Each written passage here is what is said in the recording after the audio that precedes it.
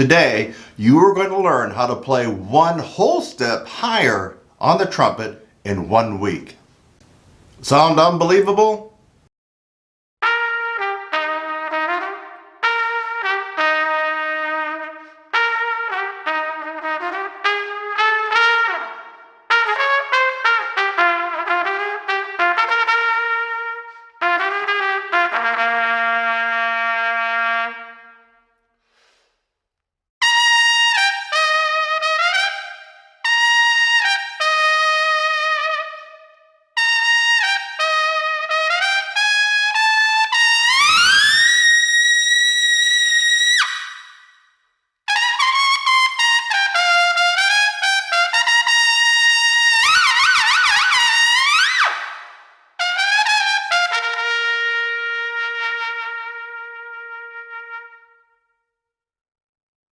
This is installment 3, or Trumpet Lesson 3 in this series on how to play higher in 1 week. Let me give you this friendly warning. This is not going to be a tutorial, a trumpet lesson about long tones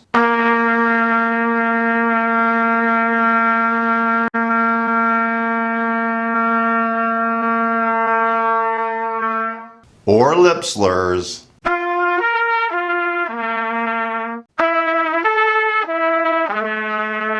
Yeah, so I'm not going to give you that generic advice that you already know, or that you likely have already found on YouTube, or that you likely have heard from your trumpet instructor, especially if you're a trumpet major at some college or university. You're not going to get that here. You already know it, or it can be easily found on YouTube.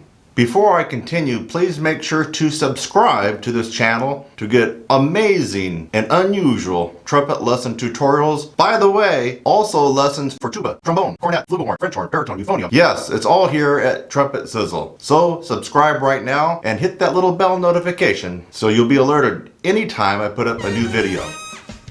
So if you've been following along and watching the other trumpet lessons in this series, you'll notice that each trumpet lesson said you could gain a half step in range in 1 week. But if you listen carefully at the beginning of this video, I told you you could gain an amazing 1 whole step in 1 week.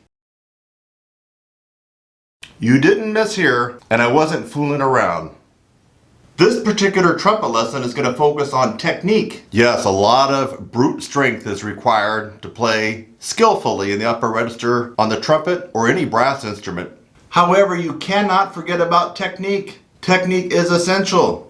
Unfortunately, so many people are using the wrong technique to play and excel in the upper register of the trumpet or any brass instrument. Okay, I can hear you say, Kurt, get on with this. What is this amazing technique you keep referring to that will give me 1 whole step in 1 week? Okay, you ready for the technique? You ready? Are you ready? The technique I'm going to share with you right now is called lip roll-in. Roll-in. R-O-L-L-I-N. Lip roll-in. And it really amazes me how many people don't know about this and how many people don't do it. And for those who know about it, they still don't do it. I can't tell you how many times I've gone on YouTube to see people start their playing and not roll in. And it looks something like this. The lips are just like this. The horn comes up like this. And that's it. There's no rolling. So if I'm going to play in the upper register, it's going to go something like this.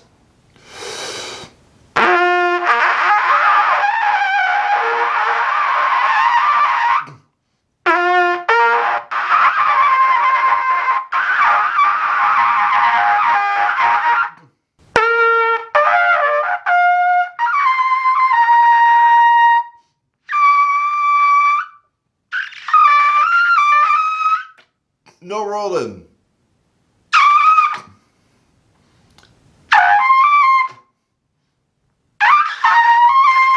And what you just heard right now sounded like total crap. Why? No rolling.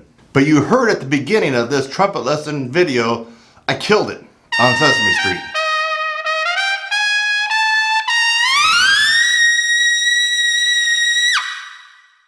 Do you look like this when you play in the upper register of the trumpet? Watch the lips carefully.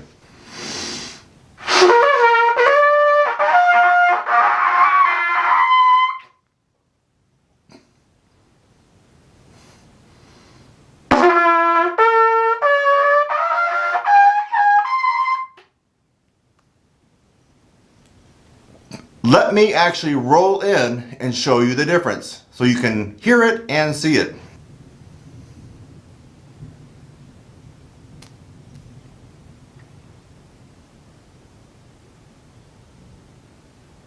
Want to see it again?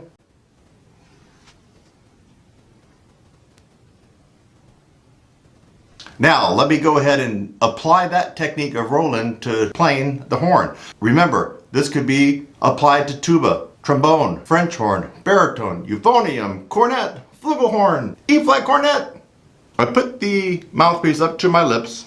If I'm going to play low, I'm going to keep a low C setting, what I call a low C setting. It could be a low B-flat setting if you're playing a bass clef instrument. A low C setting. Jaws drop down low. More of a pooch in your lips. Not much roll in.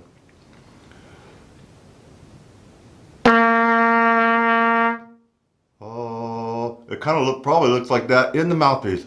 Oh, lips apart, teeth apart. With the roll in, a couple of things have to accompany this particular technique. The jaw needs to be up, not down like in the low C. Up, teeth almost touching. Lips up and rolled in.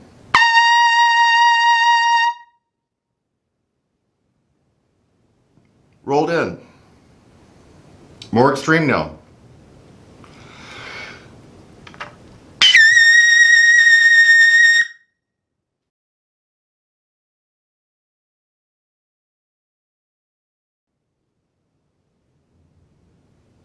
Extremely rolled in.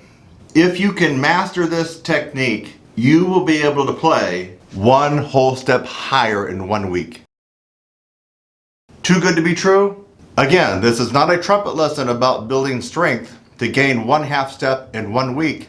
It is a technique, and once you learn this technique, your range will go up 1 whole step. For those of you who are trying to count, that's 2 half steps in 1 week.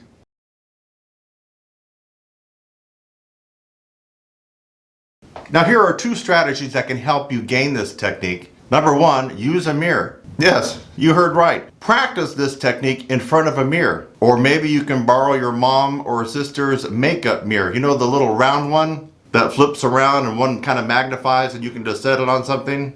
So use a mirror to see what's going on and try to shadow and mimic exactly what you saw me do in this video. You're going to roll in. Strategy number 2, get with a professional trumpet instructor who can show you this technique in person or via Skype. Okay, so did you learn something today? If you did, here's a reminder again to subscribe to this channel. There's a lot of amazing content and actionable material that you can use starting right today. Now I want to turn it over to you. Are you going to use this amazing trumpet lesson technique to skyrocket your range in 1 week? Well, we're waiting. If you're going to try this technique, could you let us know in the comment section below? And what would really be appreciated would be after 1 week of trying this technique, how did it go? Let everybody know in the comment section. You're just going to be helping other trumpet players and brass musicians when you do that. Again, leave a comment. This has been Kurt Thompson along with TrumpetSizzle.com. And by the way, if you want amazing tutorials, exercises, practice devices, and practice aids to help make you a better musician, a better brass musician, a better trumpet player, then you need to go to TrumpetSizzle.com. And the last word, at the end of this video, you're going to see my top rated trumpet lesson video on the top 2 reasons why you can't play high at the end of this video. Go ahead and click on it. It's one of the number 1 rated trumpet lesson videos on YouTube. And you watch that video and you'll see why. You're going to learn something. This has been Trumpet Lesson 3, or the 3rd installment in the series on how to play your trumpet higher in 1 week by moi, Kurt Thompson. I'll see you in the next one, my friend.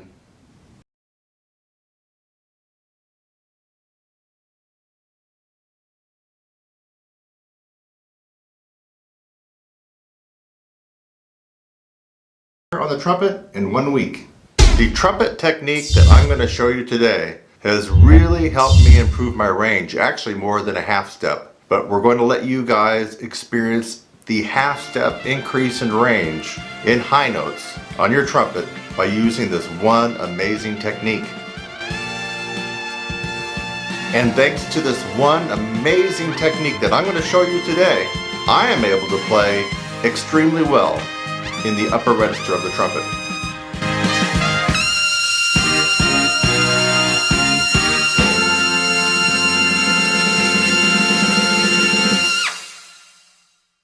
Now let me give you this warning. We're not going to be going over the same old that you already know about. Lip slurs.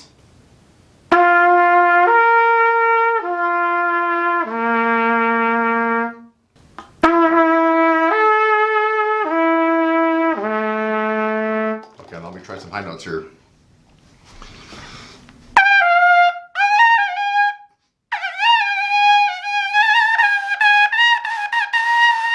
Oh, why can't I play high? I'm playing lip slurs. Long tones.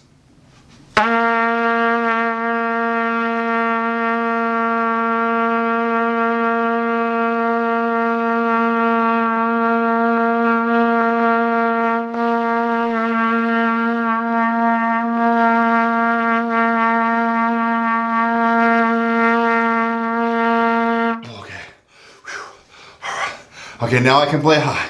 Just did a bunch of long tones.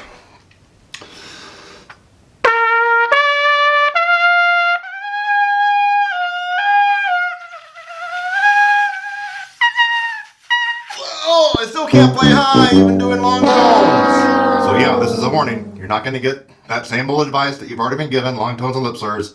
It can only take you so far. You are going to get an amazing, unique technique. I'm Kurt Thompson, TrumpetZazzle.com. Let's dive into it right now. So are you one of those trumpet players that want to play higher? Yeah, me too. You're going to love this technique. I'm going to give you the good, the bad, and maybe the ugly of this technique. It's so simple. You're going to be doing Roy Stevens' no pressure system palming. Make your hand like this. Not like this. Not like that. Like this. Give me a high five. Your hand stiff and flat. Now I want you to turn it over. This is my left hand. You're going to turn it over. You're going to make it like a shelf. Almost like a shelf. You know, like you could set something on. See? It's a shelf. You can set a mouthpiece on there. See? Just like a shelf. Take your horn. Put it on that shelf. Do not allow your fingers to do this. Even a little bit. Your hands and fingers need to be stiff and straight, almost like popsicle stick. Lay the horn on your hand. Don't grab onto it. Just lay it on like a shelf. If you're not careful, it could actually fall off. That's how you want to do it.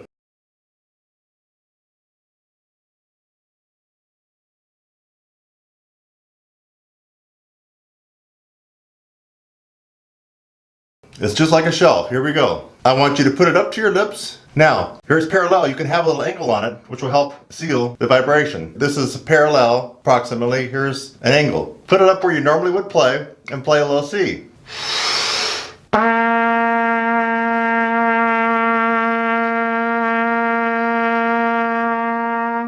Easy, right? Yeah. Step 2 in how to play higher on your trumpet for this 1 week technique. On your palm again, and I want you to play 2 notes.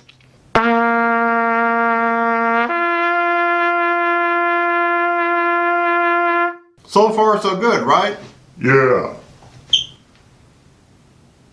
Seems like we have an echo in this room. Step 3, you're going to add a note. So far we've done the low C on trumpet. We did the low C to the G on trumpet. Now we're going to add a 3rd note, the C. This has to be slurred, and it has to be about mezzo forte to forte, which means medium loud to loud. Remember, hands like a shelf. Lay the trumpet on the shelf. Parallel, you can add an angle to it.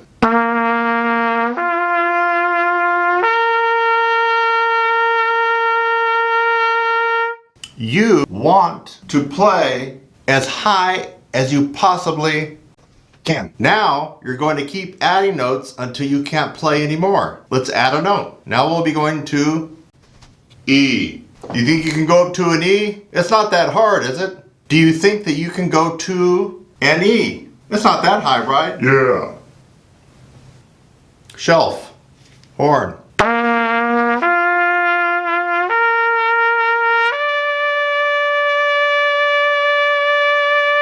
Did you notice something? Each time I start down on the low C, we went low C, G, low C, G, C, low C, G, C, E. Each time that you repeat it, you always start back on the low C.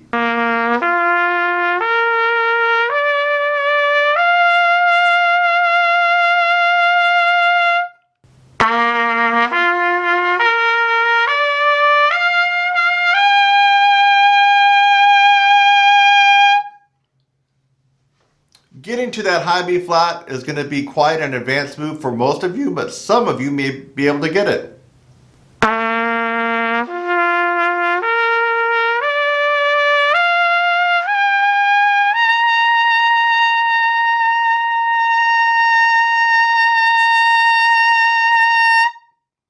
That was high C, doing the Roy Stevens palming, no pressure system. If you can get up to high C like that, and it was loud, you really have strong chops. You really have strong chops. Yeah. You want a half step increase in your range? 7 days, my friends. 7 days. Every day.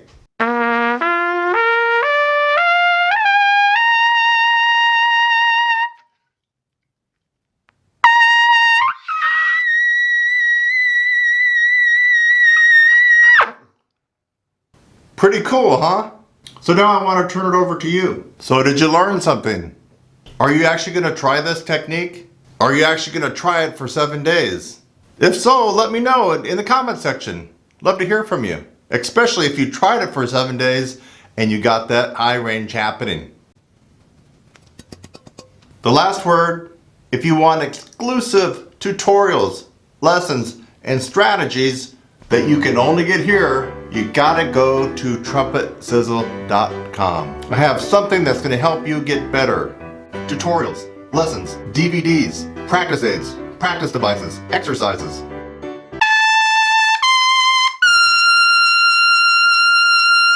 I'll see you in the next one.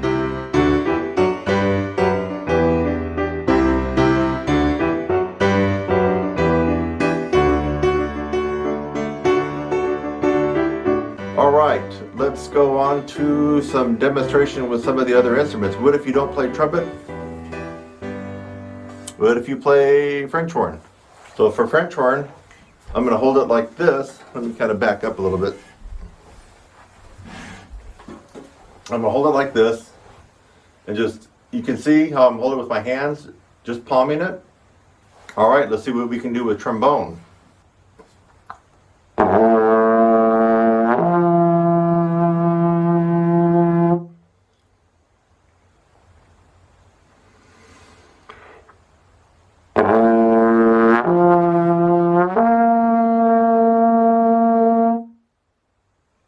Alright, here's Euphonium, and I got one hand down here. I'm not going to grip it. And actually this is a baritone. And I got the other hand like this, so I'm not gripping anything like that. I'm not able to pull it in. And I'm just going to start on a lower note.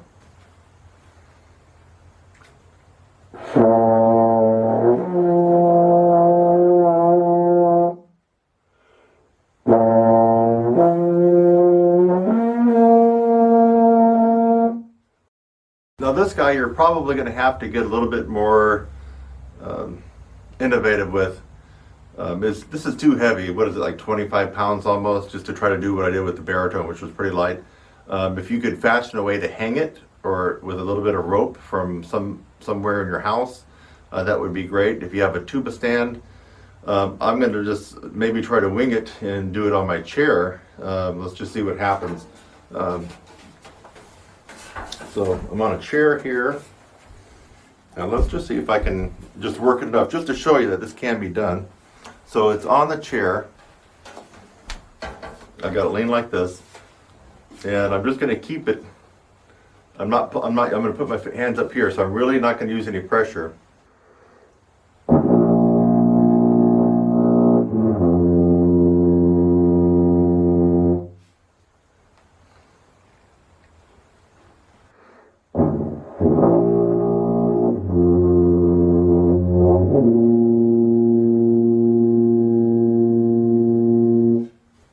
All right, are the wheels turning right now? So this would actually be better if you had a tuba stand and you just bring your mouth up to it and don't even touch it. But you could see that I was using no pressure, just with the tips of my fingers.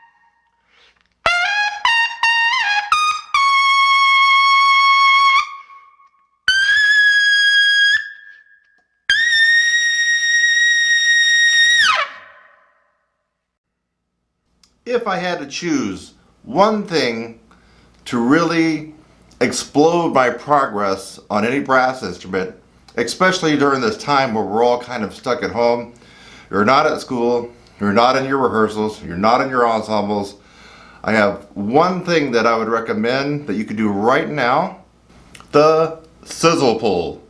The sizzle pull.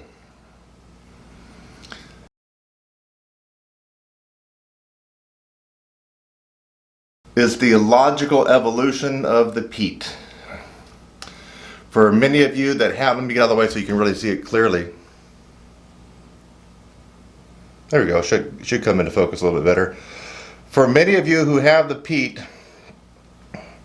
this is the evolution of the Pete. It does everything that the Pete does and a lot more. It's like the Pete on steroids. It has another, what, 10, 15, 20 variations that you can use. It's solid metal. It has some cushion beads on it, not to tear up the inside of your mouth. This is the sizzle pull. You can get this along with a tutorial for it. If you didn't want to embark on the best #1 rated amateur improvement program in the world, which is my 16-week brass upper register course, the new revised one, if you're not ready to take on that and tackle that, which actually that's the one that you should really be doing.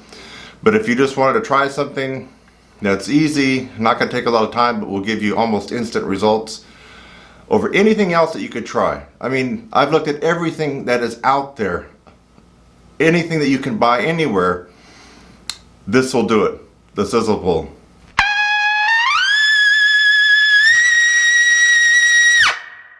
The sizzle pull.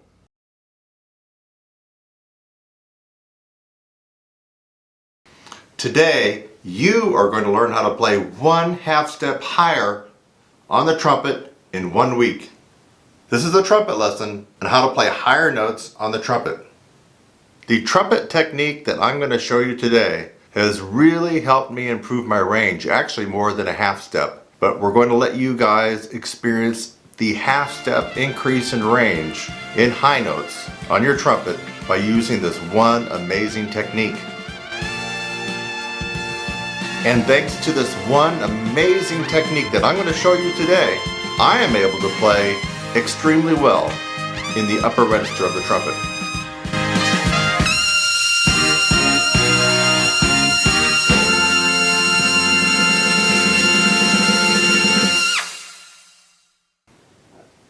Now I should warn you, I'm not going to be giving you generic, same old advice that you've heard time and time again, maybe even here on YouTube.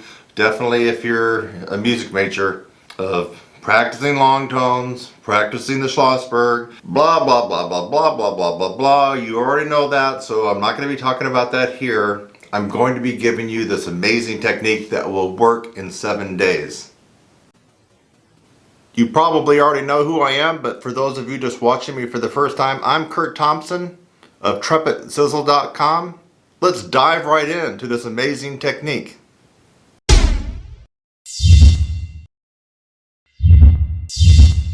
You know, a long time ago I was like you, struggling to increase my range, my accuracy, my power And the real biggie, the endurance, the ability to last an entire rehearsal or performance. And yes, some of it does work. You know, I tried the long tone thing. In fact, I still play long tones. I still do that. But not as a way to really jack up my range. I mean, I tried that. I had trumpet teachers that told me to lip buzz and mouthpiece buzz 45 minutes a day before I even touched the horn. I tried all that stuff. I didn't really get much out of it, folks. And we're just a few days away from St. Patty's Day, so why not tilt the odds in our favor? I got all green on because this is my lucky day, but it's going to be even your luckier day when you get this extra half step in range in 1 week. This is not a joke, this is the real deal for improving higher notes on your trumpet in just 1 week. This is quite cool. You just have to do it. Alright, here we go. First, you are going to be taking the trumpet mouthpiece and placing it in the center of your chops the way you normally would. You're going to start off on a relatively easy note. Say, for example, middle C. Now watch carefully. I'm going to repeat middle C going to my left, and this will probably be your right, but I'm going to repeat it several times as I slide the mouthpiece across my chops to my left corner. That's probably your right. Watch.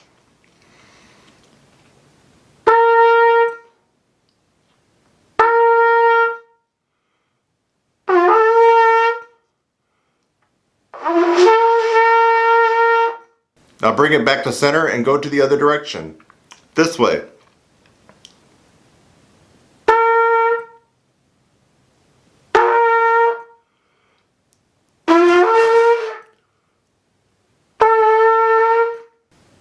Crazy, right? Crazy like a fox. Now let's try going up to D. Right in the center, over.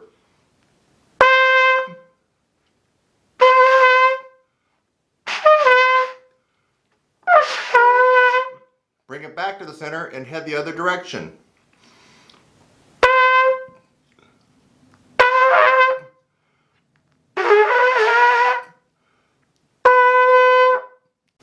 Wow! You're probably saying, hey Kurt, what's so amazing about that? You are adding a different stress and a different placement on the chops that you're not used to doing. It's going to throw you for a little bit of a loop. And then watch the range start to happen, my friend. So we did C, we did D, and you want to keep going as high as you can until you're no longer able to go across each direction. Let's fast forward. Let's pretend I'm trying to do this on a G above the staff, which is getting pretty high for this technique. Center. Over.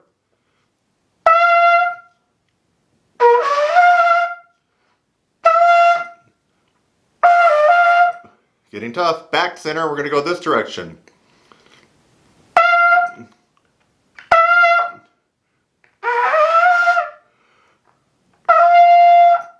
What's going on with my hat? There we go. What? No. You didn't ask me right now to try this on a high C. It's a crazy, amazing, wild, quirky technique, but on a high C?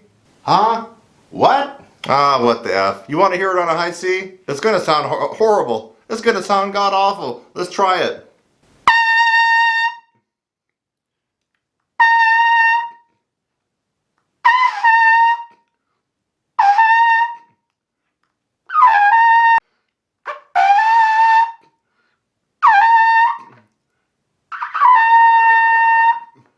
Woo! It was the green hat. The green, the luck of the Irish. The reason I was able to do this on high C. Now, this technique is an amazing technique, and you will get 1/2 step in 1 week on your trumpet. This has been a trumpet lesson on how to play higher on trumpet. And actually, it will work for trombone, tuba, French horn, euphonium, baritone. Now, will this amazing, powerful trumpet technique allow you to do this?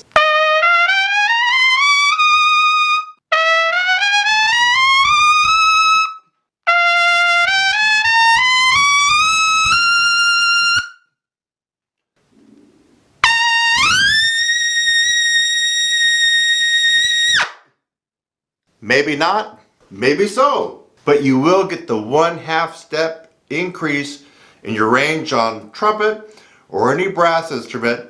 I promise you that in 1 week. So after going through this one amazing technique with me and having observed how to do it, did you learn something new today? Are you going to try this technique? Why wouldn't you try this technique? Well, anyway, if you did learn something new today, make sure to subscribe to my channel, Trumpet Sizzle.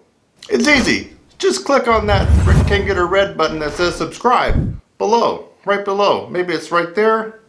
It's right there. Just click on it and you'll be automatically subscribed. I'd also hit that bell notification.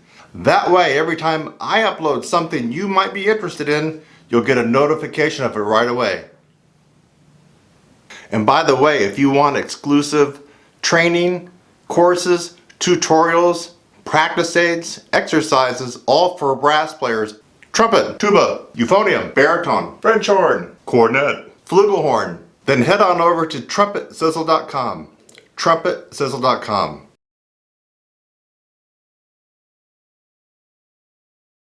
Now, I would like to turn it over to you. Are you going to try this amazing, powerful technique to jack your range up in 1 week?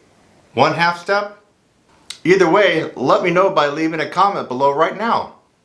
This has been a trumpet lesson video on how to play higher notes on the trumpet, specifically on how to gain 1/2 step in range in 1 week.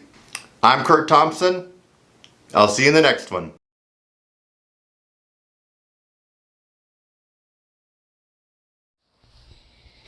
Trumpet lessons for under $10.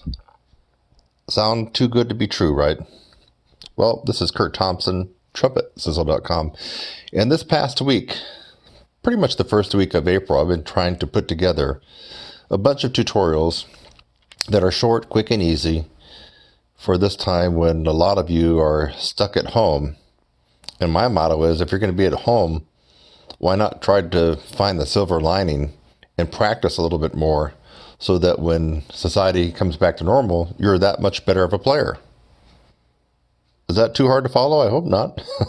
Anyway, I put together some very, very quick and easy and short tutorials. Actually, the easy part is for some of them, but some of them are actually difficult. But I outlined that for you. So if you're looking here, this is the new collection that I have on my site. And we're just going to go through there. In fact, I'm going to show you how to find it. Let's just pretend that you're typing in my website instead of clicking on a link. So let's pretend that, let's just say you were at YouTube, because I'll put this up on YouTube. It'll be on Instagram and my Facebook. Let's just say you're here, you're kind of messing around, right? And you're like, oh, okay, so I want to go to Kurt's site and check out these very cheap trumpet tutorials. So you would type in TrumpetSizzle.com. Boom. Now when you're here, where do you go after that?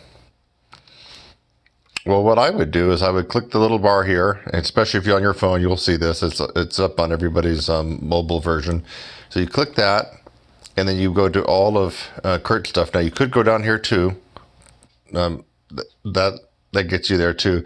But I would click all of Kurt's stuff. And then I would click new, because these are all brand new, people. Just go to new. So it says, it's just self-explanatory, right? Price, low, high, old, new. You want new to old. If you click new to old, since I just literally put these up this week, the first and second week of April of 2020, all these are going to come up, and it'll be very easy to browse through these. So click this. Boom. And you get right back to where you were at the beginning of this video. And you can just browse through this. There's about a good almost 20 of them. And now some of them, there's about 4 or 5 that are in the under 20 category, because they're longer and more in-depth tutorials. But there's a good, I don't know, close to 20 that are under 10, and most of these are $7. Hello. So if you're sitting at home and you're just playing through some of those little small pieces that you see in pep band, at your high school band, those little tiny, rectangular sheets that are about 4x6 or 5x7, and you're messing around with that, and you're going through a couple of scales, and maybe you got some sheet music from your band, and you've been doing that, and you're kind of not really getting anywhere, you're probably not even maintaining, you might want to think about getting some of these tutorials so you can at least be getting better.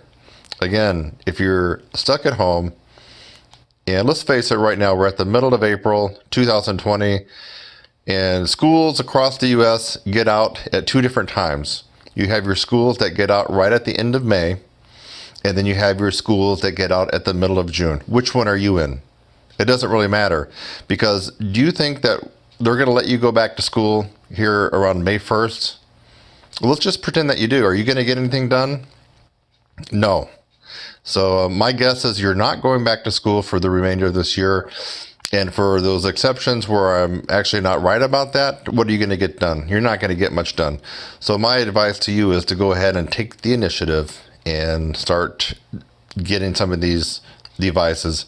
And obviously, you won't be getting within 6 feet of me to get these. And you can still get better. I spell it out pretty clearly in these tutorials. They're very quick and easy tutorials. So we'll scroll through these very quickly and let you get on your way. Now, some of these are advanced. So let me repeat. Actually, this is not a repeat. Let me say this for the first time. If you're, 13 years old and in finishing up 7th grade, if it says advanced, like right here, it says advanced, don't get it. You're not going to be happy. This is going to be too difficult for you. So beginner videos, I would assume you're probably 5th grade up to about maybe 7th grade. Intermediate would be, let's say, 7th grade up to maybe 10th or 11th grade, depending on your level. And then advanced would be most likely someone that's a sophomore or a junior in high school up to and through college and beyond. Your semi-pro players and your really top-notch players, whatever age, could be 80 years old, 60, 40, or you're a music major in school, or you're just a really good player, but you're likely probably 15 or 16 or older. That would be my guess. So you need to pay attention to these when it says beginning, intermediate, or advanced. So that's critical. You don't need to get something that's going to be too hard to figure out and actually could cause you more harm than good. Like this one here is not going to be good for someone that's 13 years old. It's not going to be good. So just I have it all spelled out for you, so it's very easy. You just have to read. Here's a left, right. So this is an advanced lip buzzing tutorial. It tells you how long the tutorial is, and most of these are around $7. It's advanced, so you'd want to be in high school or further beyond that and be a pretty good player to be getting these. Here's one pretty much for, I would say for a lot of people, but it does have advanced on it. This is my Cool T hissing, breathing, compression, breath, and it includes a test. It's a quick little 4-minute tutorial. It will help you develop the compression breath necessary for playing above the staff for all brass instruments. And don't let this fool you. You'll see that it says trumpet lesson tutorials under $10, but most of these are applicable to trombone, tuba, cornet, E-flat cornet, flugel, French horn, euphonium, baritone, trombone, if I didn't already say it. Just about all brass instruments, most of these will be applicable. So I'm just going to go through, so hopefully something will strike your fancy. What else?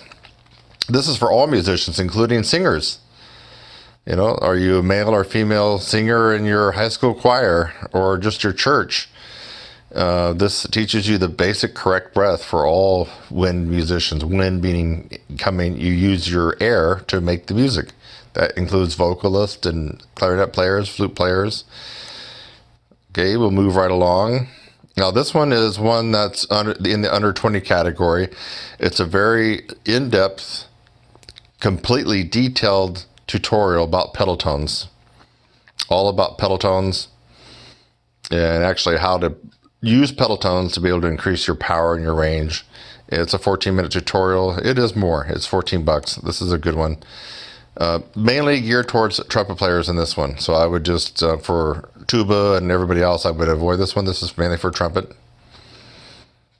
Claude Gordon, My Way.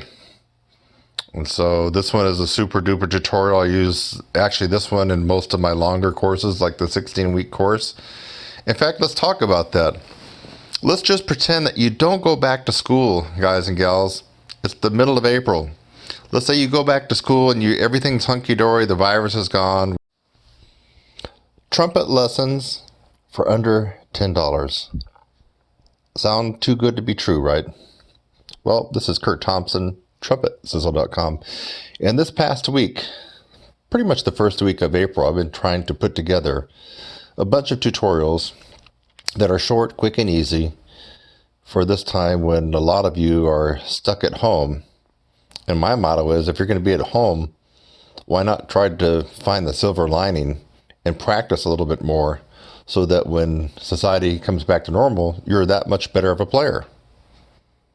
Is that too hard to follow? I hope not. Anyway, I put together some very, very quick and easy and short tutorials. Actually, the easy part is for some of them, but some of them are actually difficult. But I outlined that for you. So if you're looking here, this is the new collection that I have on my site. And we're just going to go through there. In fact, I'm going to show you how to find it. Let's just pretend that you're typing in my website instead of clicking on a link. So let's pretend that, let's just say you are at YouTube. Because I'll put this up on YouTube. It'll be on Instagram and my Facebook. Let's just say you're here, you're kind of messing around, right? And you're like, oh, okay. So I want to go to Kurt's site and check out these very cheap trumpet tutorials. So you would type in trumpetzazzle.com. Boom. Now when you're here, where do you go after that? Well, what I would do is I would click the little bar here, and especially if you're on your phone, you'll see this. It's up on everybody's mobile version. So you click that, and then you go to all of Kurt's stuff. Now you could go down here too. That gets you there too. But I would click all of Kurt's stuff,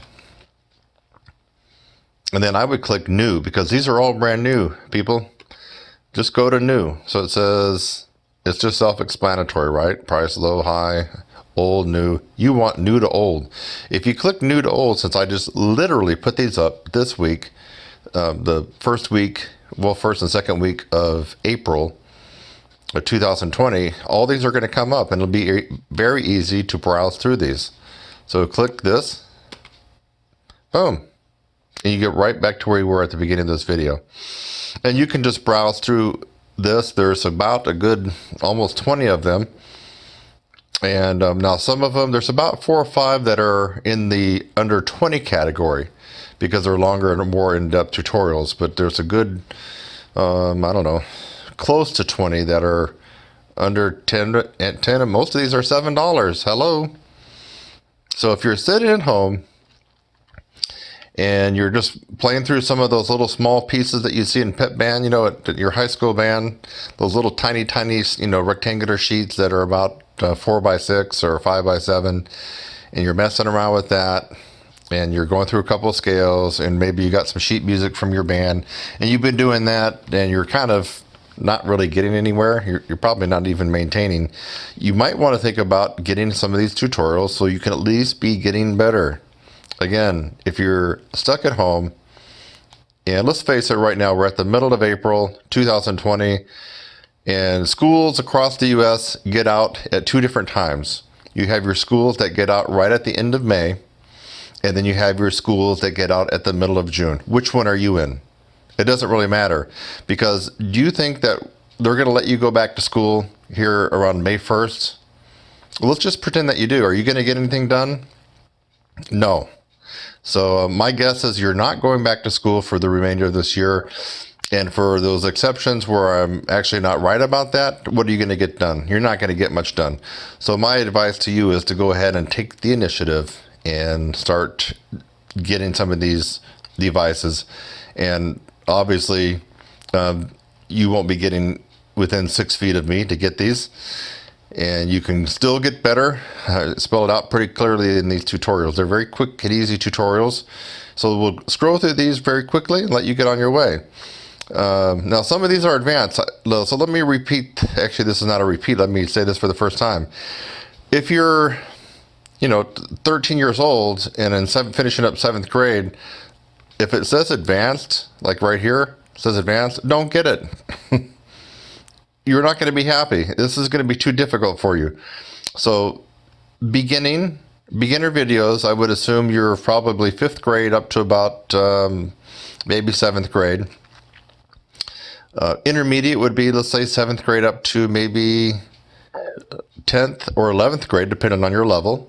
And then advanced would be most likely someone that's a sophomore or a junior in high school up to and through college and beyond. You know, your semi-pro players and your really top-notch players, whatever age, could be 80 years old, 60, 40, or you're a music major in school, or you're just a really good player, but you're likely probably 15 or 16 or older. That would be my guess. So you need to pay attention to these when it says beginning, intermediate, or advanced. So that's critical. You don't need to get something that's going to be too hard to figure out and actually could cause you more harm than good. Like this one here is not going to be good for someone that's, 13 years old. It's not going to be good. So just, I have it all spelled out for you, so it's very easy. You just have to read. Here's a left, right. So this is an advanced lip buzzing tutorial. It tells you how long the tutorial is, and most of these are around $7. It's advanced, so you'd want to be in high school or further beyond that and be a pretty good player to be getting these. Here's one pretty much for, I would say for a lot of people, but it does have advanced on it. This is my Cool T hissing, breathing, compression, breath, and it includes a test. It's a quick little 4-minute tutorial. It will help you develop the compression breath necessary for playing above the staff for all brass instruments. And don't let this fool you.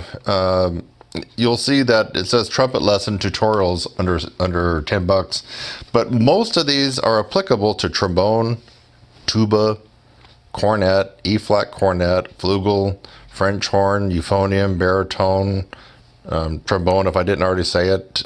Just about all brass instruments, most of these will be applicable. So I'm just going to go through, so hopefully something will strike your fancy. What else? This is for all musicians, including singers. Are you a male or female singer in your high school choir or just your church? This teaches you the basic correct breath for all wind musicians. Wind meaning you use your air to make the music. That includes vocalists and clarinet players, flute players. Okay, we'll move right along. Now this one is one that's in the under 20 category. It's a very in-depth, completely detailed tutorial about pedal tones, all about pedal tones, and actually how to use pedal tones to be able to increase your power and your range. It's a 14-minute tutorial. It is more. It's $14. This is a good one. Mainly geared towards trumpet players in this one. So I would just, for tuba and everybody else, I would avoid this one. This is mainly for trumpet. Claude Gordon, My Way. And so this one is a super duper tutorial. I use actually this one in most of my longer courses, like the 16-week course. In fact, let's talk about that. Let's just pretend that you don't go back to school, guys and gals. It's the middle of April. Let's say you go back to school and everything's hunky-dory, the virus is gone, we're good to go, and you're going to start in the middle of August. It would really be a shame for you not to get involved in my 16-week course, because you can get involved now. You don't have to have any other extracurricular playing and ensembles that will make it hard for you to recuperate. Really, this is another silver lining of this virus. If you're at home or if you're older, let's just say that you're not in school, but let's say you're 50 years of age and you have to work from home or you're just mainly homebound. You really owe it to yourself to get into the #1 rated course for embouchure strengthening, and that's my 16-week course. And it's just a no-brainer. April to middle of May, middle of June, middle of July, hey, middle of August. Do I got perfect timing or what? You could take the 16-week course and you'd be completely done with a new set of chops and 3 or 4 notes higher than where you play now, better tone, everything better by the time you start school, or for people who are older, by the time your ensembles will be getting going probably right after Labor Day. So, but anyway, you can test out some of these tutorials before you invest more money and more time. And so this is another good way to do that.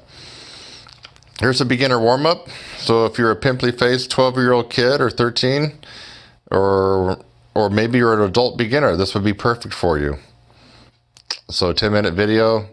Here's an advanced technique, the Baritone technique. I didn't put advanced on there, but it is advanced, so I probably got to go back and put advanced on that. Finger strengthening skills for trumpet. These also work for tuba, valve trombone, euphonium, baritone, and French horn. It's not going to work for trombone. So if you want better coordinated, stronger, and faster fingers, you might want to get this video. Vibrato. Want to sound more like a pro, more advanced.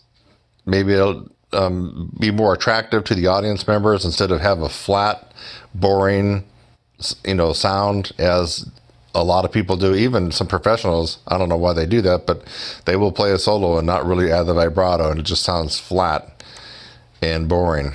So you can learn vibrato on that one. Here's an advanced lip flexibility tutorial. And if you've never played trumpet, if you happen to stumble on this video somewhere, and maybe you play piano or some other instrument, and you've always thought it'd be kind of cool to check out trumpet, and someone gave you an old beat or cornet or trumpet, for $7, you can get this video. It will at least get you started on how to handle the horn, how to make your first sounds, what to do with the mouthpiece, how to do your lips. And that's a lot cheaper than if you had to get with somebody, right? Now, you can't really get with somebody now because of what's going on with this COVID-19. But, if you were to get with an instructor to go over this with you, you're going to probably spend $40 or $50, right? Let's see, unless you get some good college kid that can do it for... Well, they're still going to charge you $30. So this is a no-brainer. If you stumbled on this video and you'd like to see what it would be like to play trumpet, how difficult it would be or easy, you can get this video for $7. Click 2, and it'll take you to maybe a couple more here of these. Roy Stevens, I have 3 right here that are amazing for, I would say, intermediate and advanced. This is not something that you probably want to do as a beginner, and I probably need to go by and put down maybe advanced or intermediate. But Roy Stevens Isometrics, perfect for a 9th grader, let's say, on up. Static and squeaks, good for 9th, 10th grader on up. Harmonic arpeggios, actually this wouldn't be bad for even someone that's in 7th grade, because you're not going to hurt yourself by doing the Roy Stevens harmonic arpeggios. All these are good. And Roy Stevens and William Costello innovated all this stuff way back when, in the 1940s, I believe, and 50s, and even a little bit beyond. So I highly recommend these. Tongue arch would be good for anybody, I think if you're 10 or 11 years old, you might have a difficult understanding it, so I would kind of maybe bypass this for a little bit. But definitely if you're an intermediate or advanced player, you got to and really need to learn tongue arch. And let's see, we got warm-up for intermediate and advanced. Now this is a long one, it's very thorough, and it's not $7, it's in the 14. It's a 21-minute intermediate advanced warm-up. I do the warm-up along with you, and you can just kind of model what I'm doing here. So for intermediate and advanced players, this probably is more likely for people that are seniors in high school or in college, or maybe older adult players that have been stuck. Have you been stuck? Especially if you're older, can you look back at the last 10 years and see that you're still in the same spot that you were 10 years ago? You still have trouble making it through the end of rehearsal. You still can't play higher than an E flat above high C. You've been stuck there for 10 years. Stuck on a piece of music, stuck at a certain level. This will help you get through it. It's a 9-minute video, and I have some certain strategies that will help you get unstuck and break through any sticking points that you have.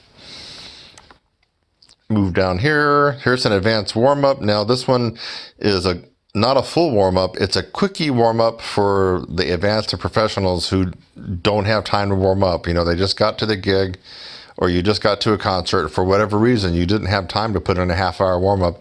This has a quick strategy for you to get warmed up in kind of an emergency situation.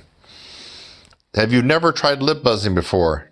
Well, without having to come in contact with another human being, you can get this tutorial and be introduced into lip buzzing. Lip buzzing means no horn and no mouthpiece, just your lips. And if you haven't thought of doing that, I would highly recommend it because it's an integral part of your playing, and the improvement of your playing is developing the strength in your lips, which is a little bit different than the strength in your corners and your cheeks and your embouchure. Intermediate lip buzzing, just like the name sounds, you need to have spent a couple months on the beginning lip buzzing stuff first before you move on to intermediate. And then I do have a longer, more in-depth, and then now this one's tough, an advanced lip buzzing tutorial, and it's a little bit more. It's 14 minutes, $14. I don't recommend anybody getting this unless they've already had a decent amount of experience in lip buzzing, let's say at least 5 or 6 months worth or more. So don't, now you can get the whole collection if you want, but I would go one by one in order from beginning to intermediate to advanced. And there you go, ladies and gentlemen. I got all these cool little tutorials, and it doesn't cost you an arm and a leg. That said, an arm and a leg is going to get you a lot further, and that's this guy right here. It's the 10-year anniversary of my upper register course. It's been completely revised, filmed in FHD,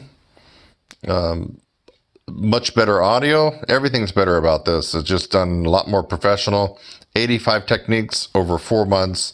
This one is worth the investment, and you actually have the time. If you have a few extra bucks, I have different versions that you can do this one with. Here's a new one I haven't talked about yet. I'll be doing a different video on this one. I now have a DVD version, and I'll be making a separate video showing you the DVDs and the box that it comes in for people who don't like messing around with downloads, and especially during this time, maybe you have a cabin or a second home that doesn't have internet access. Maybe you're up in the mountains, and this would be perfect because you can just put it in your DVD player. So now this is I'm not going to go through all this, but just since we're on this page, this is something new I also haven't brought up on YouTube yet, or to my folks on my roster, or maybe I have, maybe I showed this one, but this allows you to get into my live weekly course that normally is $997 for the 4-month tuition. It's a semester-long course, and that's the one where it's a real class. We meet each week. In the past, some people have not been able to do it because of the cost. So I've turned this into a weekly deal, and you can work with me live each week through this course for $75. And in this way, the course has to prove itself to you because you can quit anytime. Now, the other folks that get involved in the regular version of this, you have to send almost $1,000 up front, and I force you to complete the course. I'm not going to give you a refund. You have to get in and complete the course, make a commitment, and do it. This one here, you do have an out, and the out is you take a week or two, and for some reason, if you decide that you don't like the course, you don't like doing it, then you can just bow out gracefully, and you're done. And I don't foresee that happening, but anyway, you can do that. The other thing about this version is here, you will let the course prove itself to you each week. You do 1 week, you like it, you got a little bit better, you do the next week. Like the next week, so forth and so on. You get my point. It's perfect for the skeptic.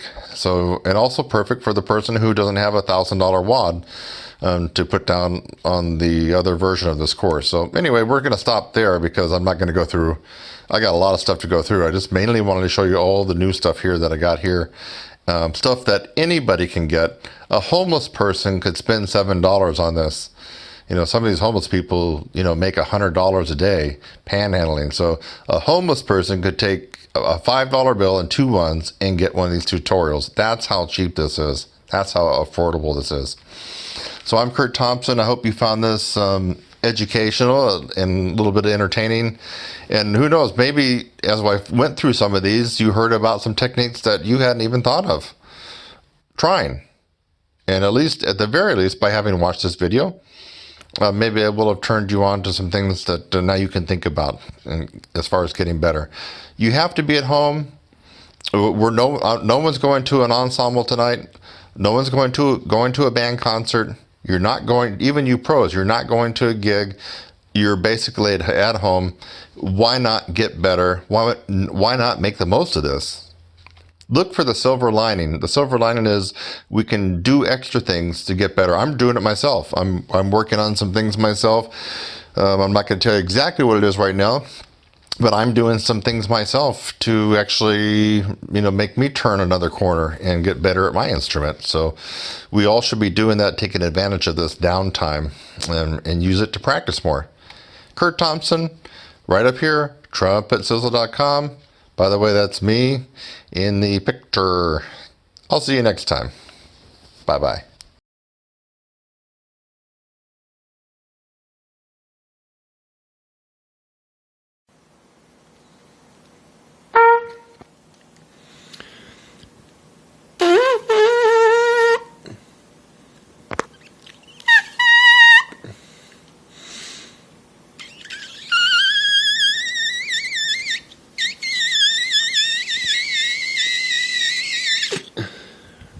Okay, middle C, high C, and double C buzz.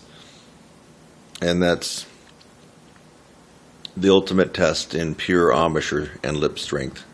Notice I was doing the real lip buzz. I wasn't doing the little puff out your thing that 8th graders do. No, I was doing the real lip buzz with an embouchure set, my lips rolled in, like I'm blowing into the horn. So make sure you're comparing apples to apples. What I did was the real lip buzz, free lip buzzing, like you got your embouchure set. So if you do this, that's not what we're talking about. We're talking about real free lip buzzing, which requires an enormous amount of embouchure strength. And you can always just about count on the fact that you can buzz a certain note, it's likely you can play about an octave higher than that. Buzz a high C, you can probably play double C. Buzz a middle C, you can probably play high C. Buzz a double C, like I just did, you can probably play a triple C, which is true. So there is a correlation between your lip buzzing and your strength and what you do on the trumpet, what you do on any other brasses. It doesn't really matter, tuba, trombone, whatever. So embouchure strength is the most important thing, the most important aspect of brass playing. Take it away and you really have little left. Little left. You might as well just become a singer. I mean, you really do. If you don't have the embouchure strength, you can't play. I don't know. Maybe you can play in the low register, and that's about all you're going to get if you absolutely have no strength here whatsoever. Nothing really is going to happen. You could be Olympic swimmer with great lungs and air. No embouchure strength, it's going nowhere. So there you have it. And we'll continue on with this brass improvement series right here. Hey, today we're going to be talking about chop strength or embouchure strength versus air. And it seems like every other day I'm getting an email from somebody with a counterpoint of view for myself about air. A lot of times you hear me say air is not the main thing that's going to get you your range, and it's not the only thing. And then people think that I don't believe in air at all, and that's not true. But we really need to figure things out. Now I love Don Jacoby and his stuff. Bill Adams is wonderful. In fact, I do a little bit of his stuff in my 4-month upper register program, the lead pipe buzzing and stuff like that. So, and then the other yoga breathing techniques. But air, my friend, if you work only on air and think that's the holy grail to ultimate endurance at upper register, you're going to fail. That's just the bottom line. And we're going to find out why today. In fact, I'm going to prove that air is not the holy grail to upper register. It really is lip and embouchure strength. And then the second to that would be how you compress your air. So that is a very important part of being in the upper register and playing that way, playing clearly in the upper register. So, and I'm not following a script here, I'm just thinking out loud, but you need to see a good up-close demonstration. That's why I have this camera so close. I want you to notice how much air I'm really taking in to be able to get in the upper register. And if you have half a brain, you're going to figure things out that you got to have the chop strength. You got to have the lip strength. Lip strength is a little different than your embouchure, than the muscles that surround here. Don't believe me? Watch some autopsies. It's pretty gruesome, but you're going to see that the musculature of the face right through here, our embouchure, actually is different tissue than what you have right here. And so this is a little something different here that we want to work on to get stronger. You have to have lip strength to withstand the pressure of the air coming out. So yes, you do need to be able to have great air flow and to be able to really compress the air. That's the most important part. So even if you only had one lung, if you had the mechanism set up to really compress that air and everything was synced and coordinated, I'm sure that you could probably still play decently in the upper register and expand your range. I'm confident of that. And let's find out why that is. So I'm going to put the mouthpiece up. First of all, I'm going to see if you can get the feeling of when I take a full breath. So here's the full breath.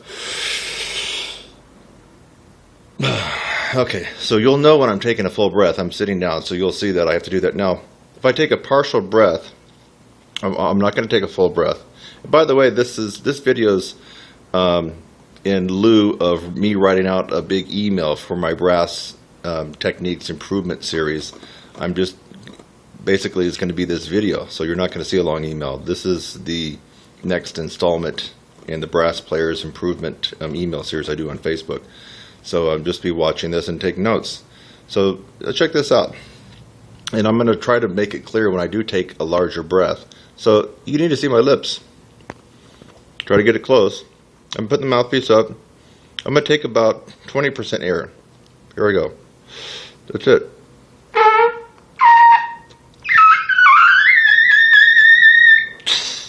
That's only 20%, folks. Now, I didn't exactly have the accuracy that I wanted because I didn't have the airstream pushing it forward. But that's pure embouchure strength. Let's do it again.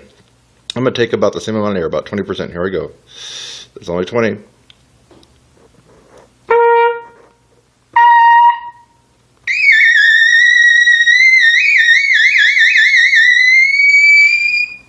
I think I got up maybe around the triple F range, give or take. Wasn't a lot of air there.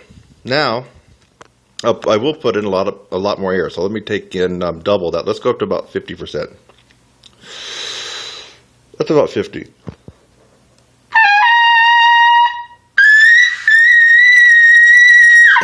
So I'm getting more sound out, and the air that I'm blowing through my chops is more air, more quantity, and it's actually probably a little bit faster, of course.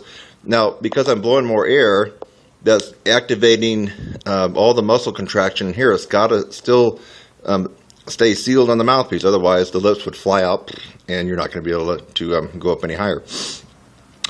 So anyway, that should be really clear. Let's just take another look at that. Not much air. So here we go. That's a big breath, and let me let it all out.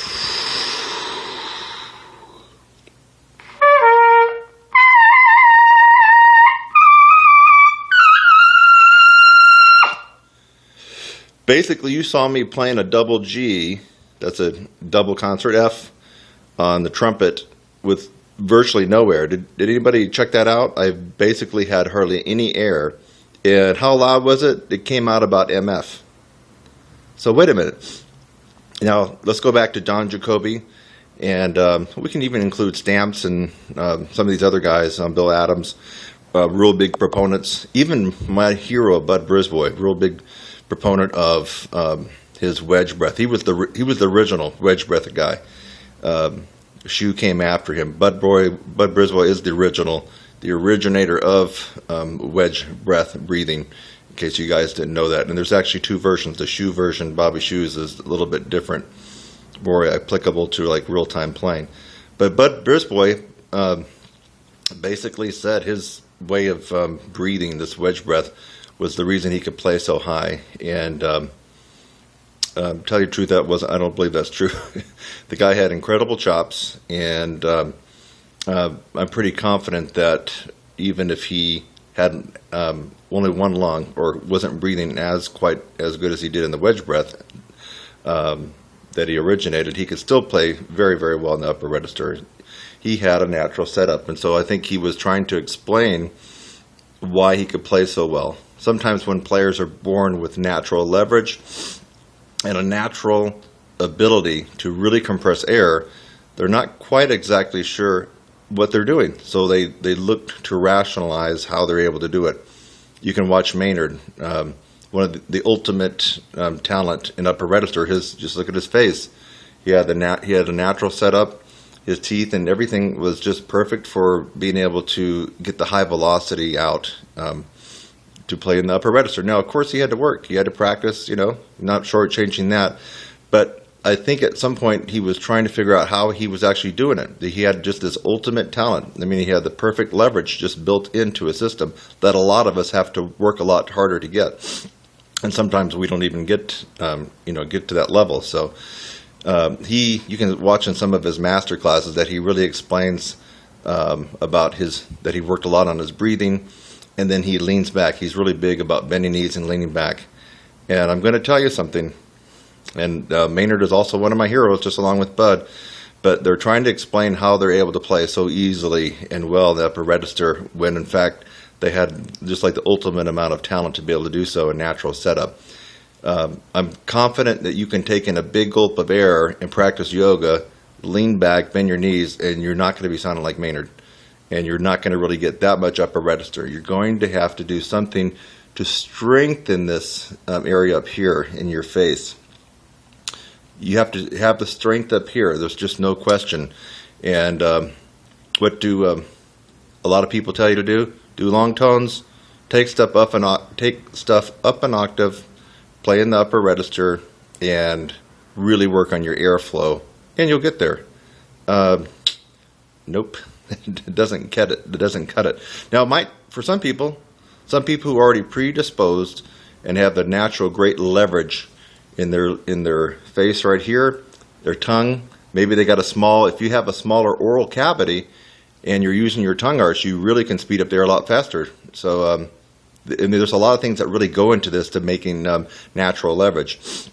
So yes, the people that have gained a lot of range and can excel very well in the upper and extreme upper register of any brass instrument, if they did the long tones, if they really worked on their breathing, if they played stuff up an octave, they might actually just get to where they wanted to be and where everybody wants to be, but mainly because they had already a predisposition for natural leverage and a great compression ability just through their genetics. So the rest of us, you're going to have to really be strategic about getting this strength. And unfortunately for most of us, not one method and not one technique is going to get you there. In other words, you can't just do Bill Adams' method and get there. It's going to work for some people, but will it work for you or me? I don't know. Claude Gordon, love it. And I actually got something out of it, but is it going to work for you? I've been teaching for a long time, and that Claude Gordon doesn't work for everybody. It works for me, and not ultimately, but it did help me out at one point. So I love the Claude Gordon stuff. Roy Stevens, so palming and all that kind of stuff. Will it work for you? It may, and it may not.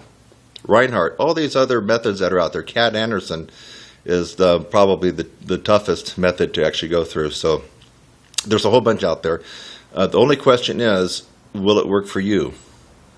And those methods are successful for some people, but not for everybody. Of course, we already know why it's not successful for everybody. It's just fact. If one method was actually successful at producing gorgeous high notes and upper register abilities and endurance, then we would all only use that one method. Think about it. Let's use our brain here. If one method was that successful, you wouldn't be listening to this right now, and I wouldn't be talking about it. Everybody could just do it. So the fact of the matter is, not one method is perfect for everybody. As a result, that's the whole nature of my 4-month upper register course.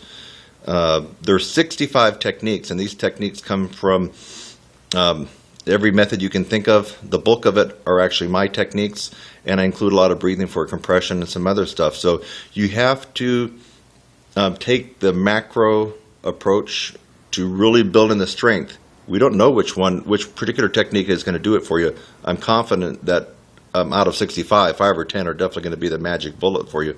But what's the magic bullet for you? Don't know. And whatever it is, it won't be the same for me or the same for the next guy or gal. So you really have to use your intelligence here if you want to improve your upper register. And keep in mind, I don't care what instrument you play. I don't care if you're a college professor or you're a comeback player or you're a hobbyist or you're a pro player, whatever. It doesn't really matter. What matters is you have to keep improving your range. You can't be subtle on your range, wherever it is at today, because the more range you have, what happens? Even if you don't want to play double Cs, classical guys out there, if you can play a double C, what happens here? Boom. The pressure comes off your lips when you're playing in the tessitura that you normally play in, whether it's middle C up to maybe E's. So you don't have to have the desire to play double Cs. It's just if you can play them in your practice, the pressure comes off here. You get a better sound, a bigger sound, and a lot more endurance. So let's take one more look, and then I'm going to wrap it up here. Really, the air is important. And to compress the air, you really have to arch the tongue in your mouth up, like you're saying N or E or T. Your tongue's actually like this. That it's doing the arch. Like that. And you're blowing the air from the back of your throat up and over the tongue, and it comes out the aperture. Now that's great. We got to have that air. But if you don't have the super strong embouchure, chops, and the lip able to contract and hold that air into the mouthpiece, all the air is just going to be useless for you. And that's this brass improvement email series. Hope you get a lot out of it. You're seeing a real good close-up of me, maybe too close. Let's take another look at the mouthpiece. So I'm putting the mouthpiece right on my chops and take a small amount of air.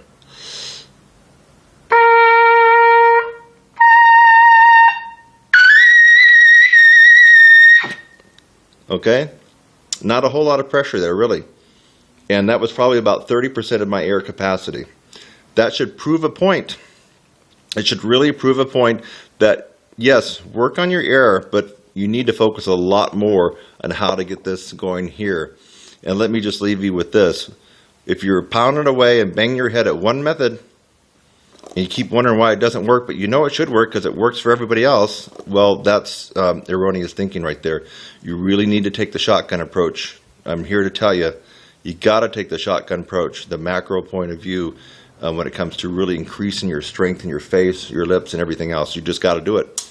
Otherwise, you're going to be one of those guys that sticks with a method because you don't want to, I guess, admit that you've made the wrong decision. You'll stick with that method for all your life, and you'll always have problems in the upper register. So, use your intelligence. Think about things in an intelligent way. And I'm Kurt Thompson. Hope this made a little sense to you. And today's date, by the way, happens to be March 7th, 2013. Take care.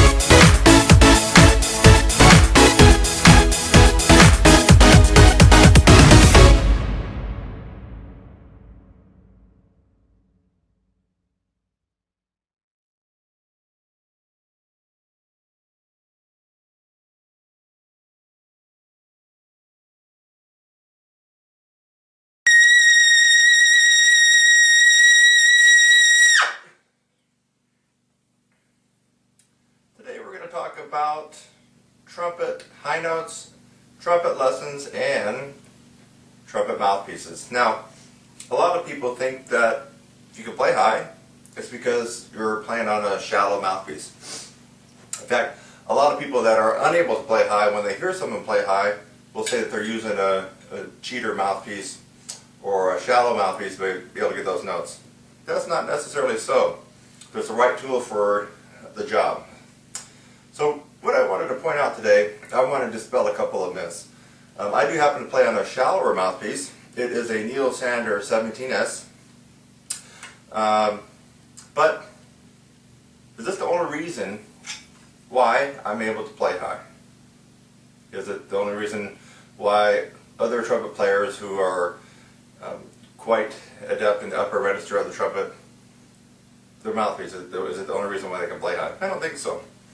I think that you have to practice the right techniques in the right way for the right amount of time to be able to get your upper register the way you want it. Now, I wanted to go through a couple of mouthpieces that are quite common.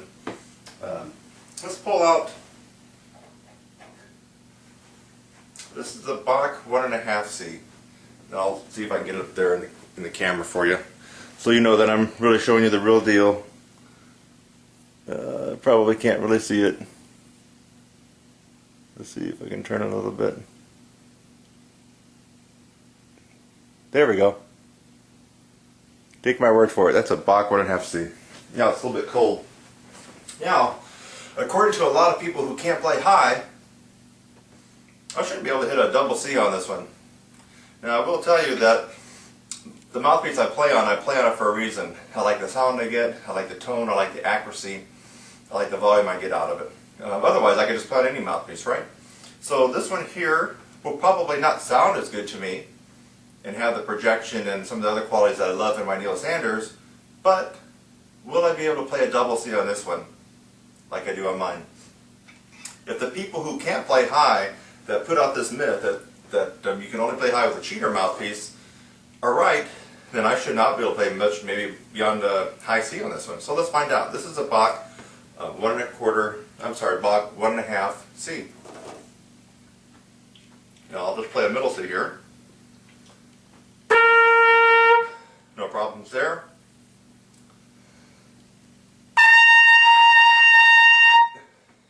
Does seem a little bit harder than mine.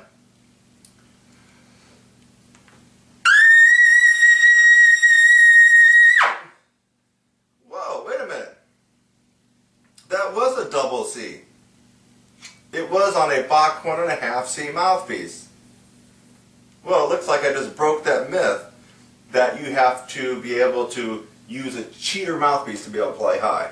Now there's a lot of people that play on this one, a lot of symphonic players that poo-poo high notes, so they play on this one. They don't really have to play much more than a high C or a high D in their symphonic and orchestral works, even the professional trumpet players I'm talking about in major symphony orchestras. This is one of their favorite mouthpieces right here. Would I use this on a regular job or a gig for playing Maynard stuff, playing lead? No, I wouldn't, because this makes life more difficult. But you heard it right here, folks. I played a double C on this Bach 1.5 mouthpiece. See if I can show you it again.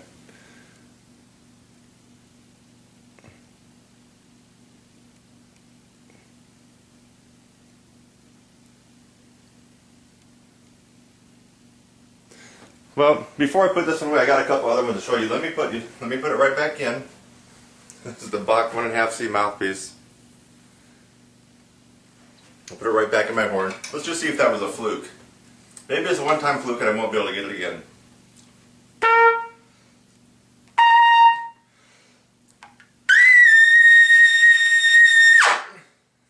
Nope, it wasn't a fluke. I am able to play high on a Bach 1.5 mouthpiece. Let's set that one aside. Now, what is the most common trumpet mouthpiece in all the world? If you answered a 7C, you are correct. I'm going to see what happens when we get out the 7C. Now watch this video carefully because this is all uncut. There's the 7C. Can everybody see it? I'm going to leave it in the video. I'm coming back around. coming back around. There's no cutting or editing. Here's the box 7C. This is what you get typically when you buy a new horn. Typically what beginners play on it. Very few professionals play on a 7C. There might be 1 out of 1,000 that would play on a 7C. Well, let me try it. Now, supposedly, I shouldn't be able to play on high on this one either, right? It's a 7C mouthpiece, not a cheater mouthpiece, not a lead mouthpiece. Let's see what happens. Now, if you watch the video, I've been going on continuously there, so there's been no monkey business. It's still in my horn. It's cold.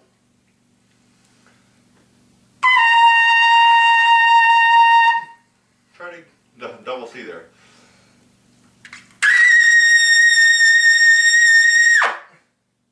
Well, lo and behold, I'm able to get a double C on this 7C mouthpiece. Shouldn't be able to do that, should I? According to the people who can't play high and who use typically the larger mouthpieces, I shouldn't be able to play high on that, should I? Okay, so I played on a Bach 1.5C, played a double C. I played on a Bach 7C, played a double C. Let's get out just a couple more. This one here. This is a Bach 10.5C. Now this is the mouthpiece that a lot of classical players who really can't play high will actually use in their piccolo. See if I can show it to you. Sorry, it's not coming in clear. There you go. You can see it's there. That's the Bach 10.5C. I'll leave it in the frame so you can see me put it right on my horn. This is the one that a lot of classical players, professional, principal, symphonic players all across the country, the major metropolitan symphony orchestras will pop this in when they got to play something high, or they'll put it in their piccolo. And then they go back to their 1.5C. They'll put the Bach 10.5C in. It's cold, let me warm it up.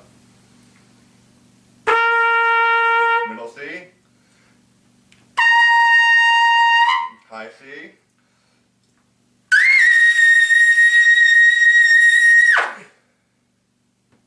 Double C. I'm going to pull right on my horn. You saw exactly what I was playing on. This is no trick photography here. It's a Bach 10.5C. Well, what is this? This is a Bach 12. Bach 12C. We'll try that one. I've actually never played on a 12C before. I borrowed a couple of these mouthpieces just for this demonstration.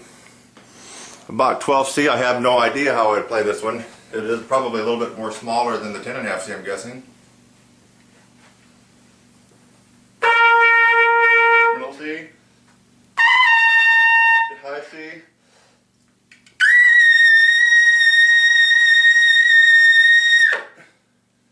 Double C on a Bach 12C. Okay, last one. I thought it would be kind of funny. French horn mouthpiece.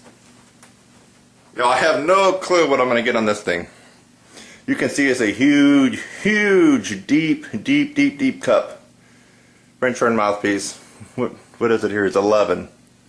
It's a Vincent Bach 11. French horn mouthpiece. So I still have it here. Let me put it in my horn. Of course, it won't fit properly, but it's in there. Let's just see what I give this. It's not going to sound pretty. It's going to be out of tune. Probably swim around. But it's a French horn mouthpiece. I really shouldn't be able to play too high on it. Most French horn players can't play too high, so let's see what will happen. Definitely a different tone. A lot warmer. High C now. Real muffled. It's probably going to be very difficult to get the double C out.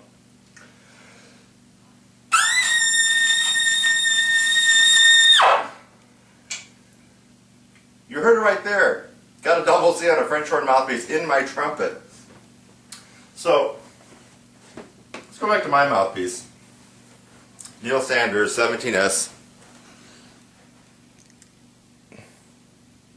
There you go, you can kind of see it there. There we go. Neil Sanders. You can tell it's beat up. This is the very mouthpiece that I played Gabriel, Maynard Ferguson's Gabriel on quite a number of years ago. So if you happen to see my video doing that one, or hear it somewhere. This is the same mouthpiece I used for that one. Now let's go back. You're going to notice that I can, of course, still play the high note. It's just going to have more of a punch, more power. That's your middle C. Here's your high C.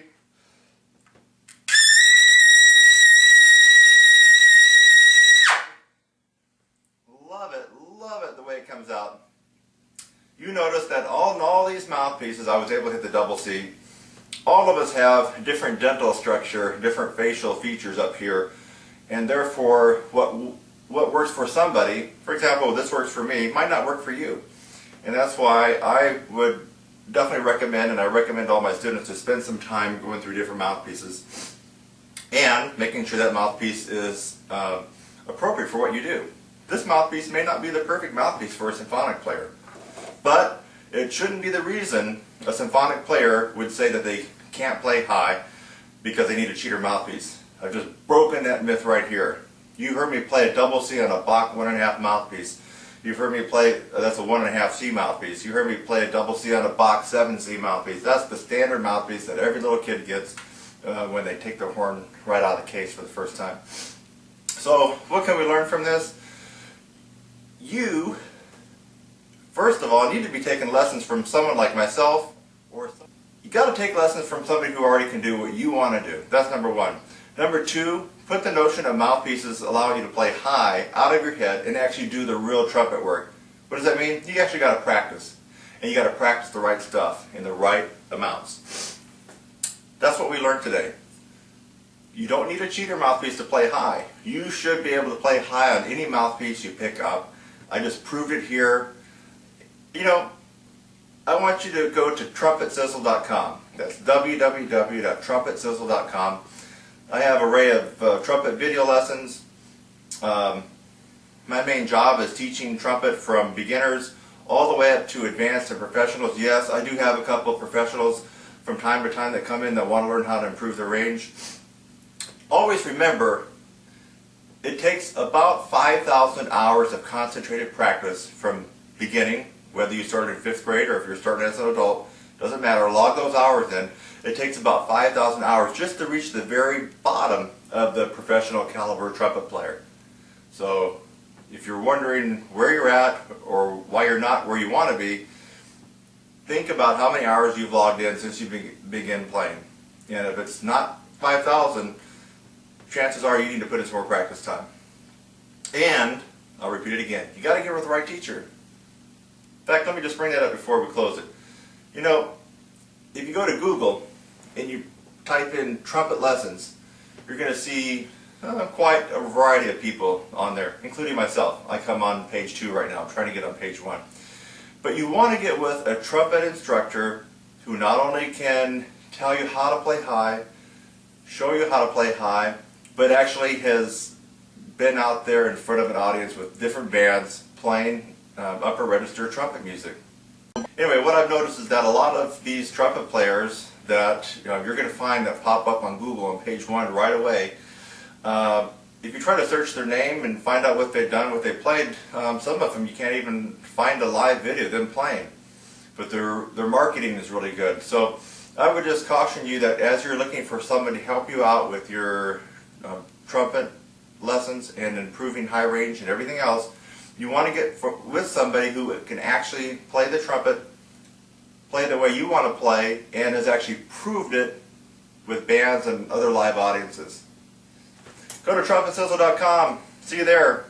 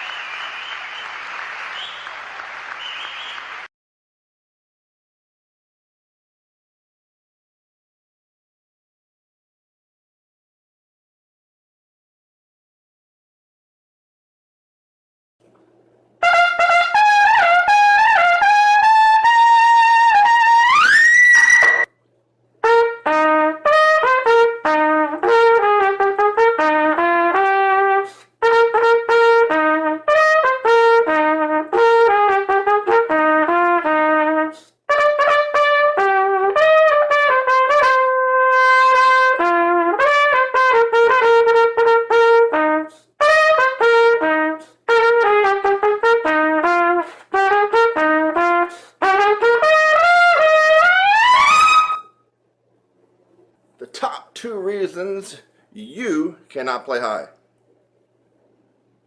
Well, I just demonstrated one of them. This, the meat, the muscle, right?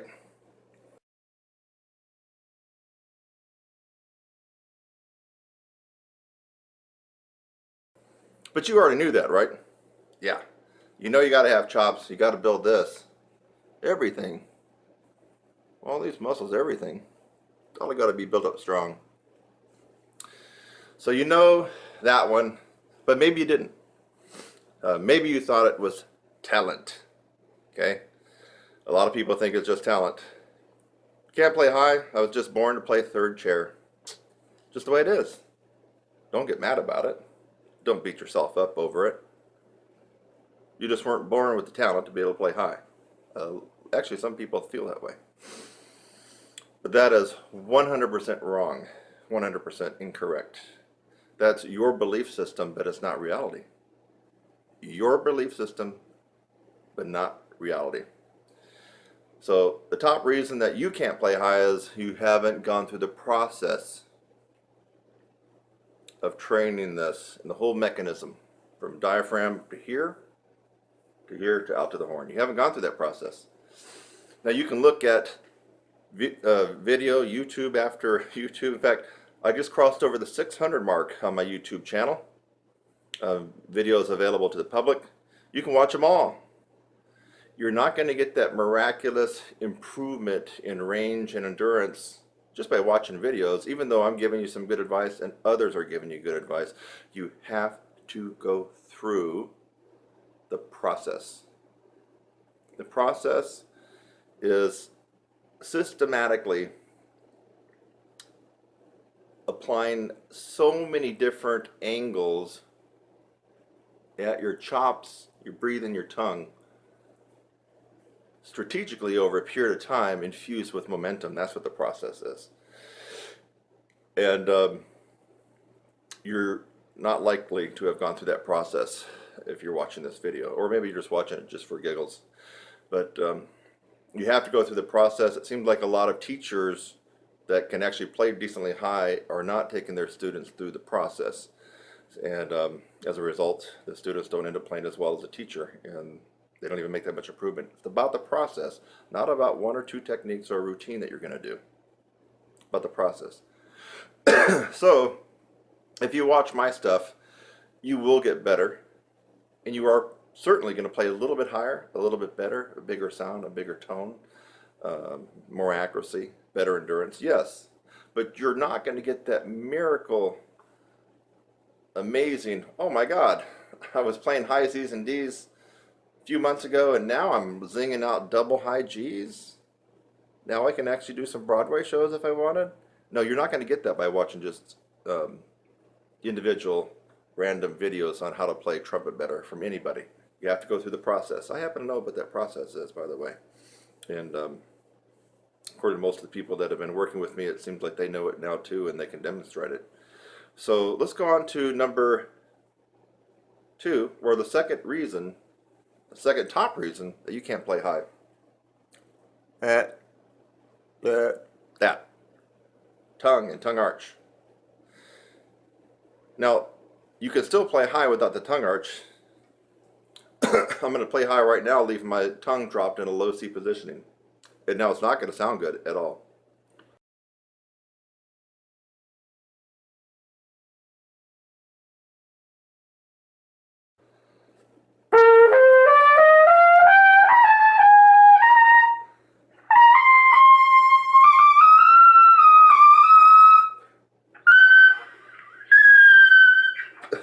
Okay?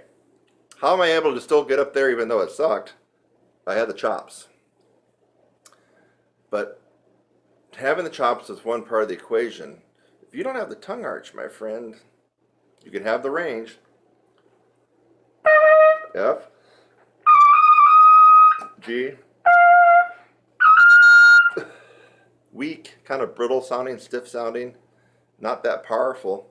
But I can get those notes. That proves to you right there that if you're still not doing some things right, that you can still gain some altitude just by developing your chops, but that's not going to be the panacea. And what you're thinking about is an end result of how you want to play. So the tongue arch, the less space you have in your mouth when the air is coming out, you're going to zing out higher notes because the air is going to be speeding past the lips, vibrating them faster, vibrating the air that goes into here, coming out here, it's going to all be faster. Okay. So how do we do that? It's the tongue arch. And it's kind of one of the most elusive techniques on the trumpet. It really is.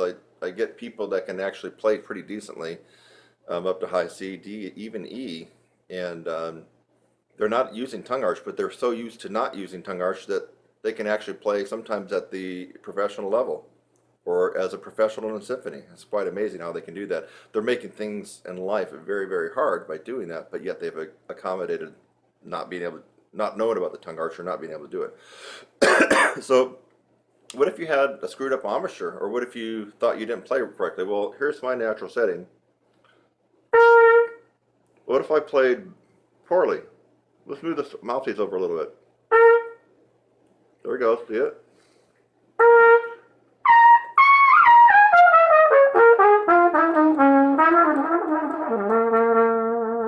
I'm way off my embouchure. In fact, I'm over. What about the other way? Well, now I'm back to center. Move it over. Now I'm really playing not where I want to play.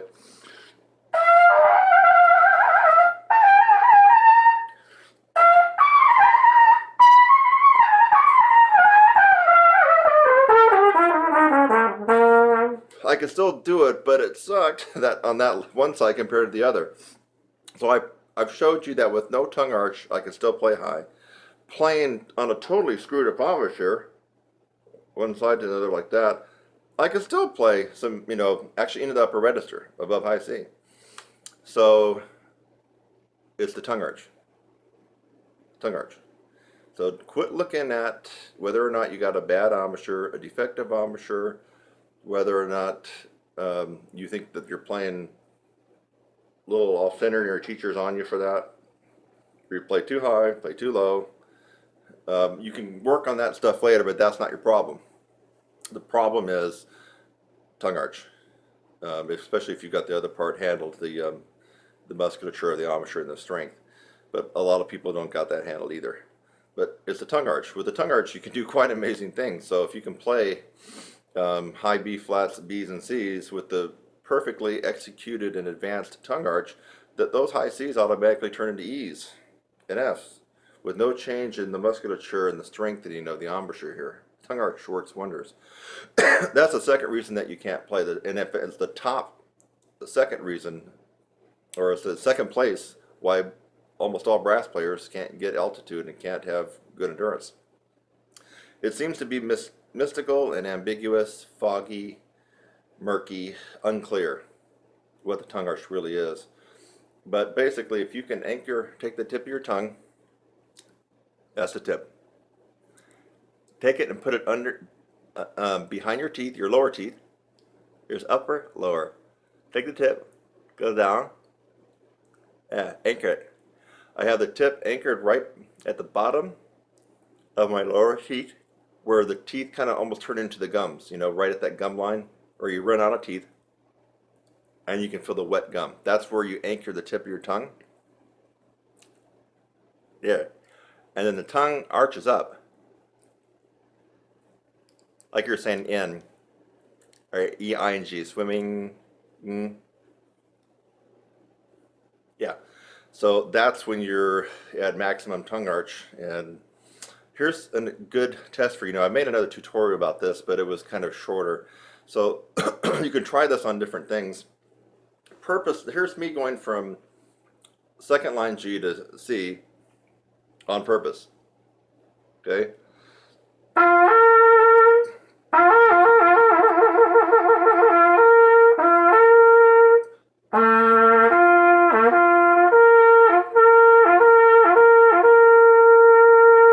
Okay, you're seeing movement here. I'm also adding a little extra tension when I'm going up to give it push. The way to really get the feeling of tongue arch, so it's not theory, it's actually something real that you're doing, is to purposely try not to get the top note, yet raise your tongue in an arch position.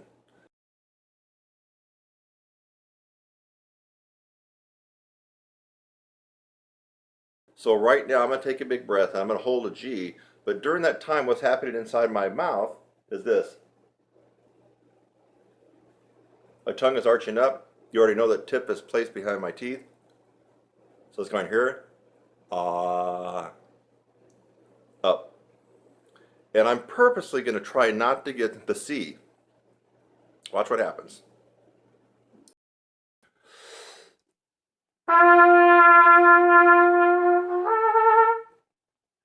Hear that? Of course it didn't sound good, but I'm purposely trying not to get the C. I don't want the C to come out.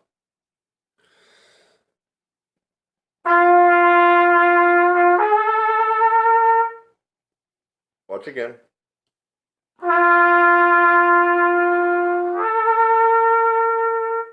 Again.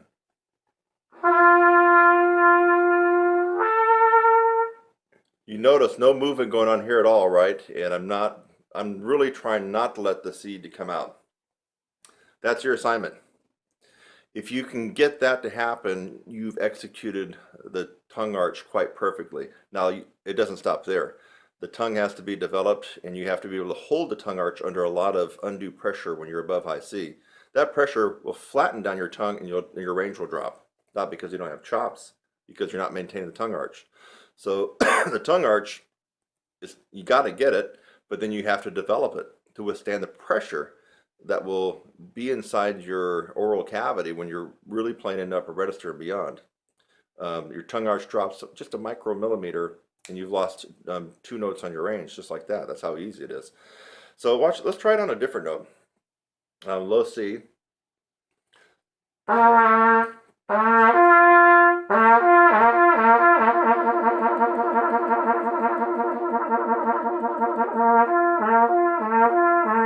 I'm trying to do that, right? You can tell. What if I take a big breath and purposely stay on that low C? Don't let that G come out.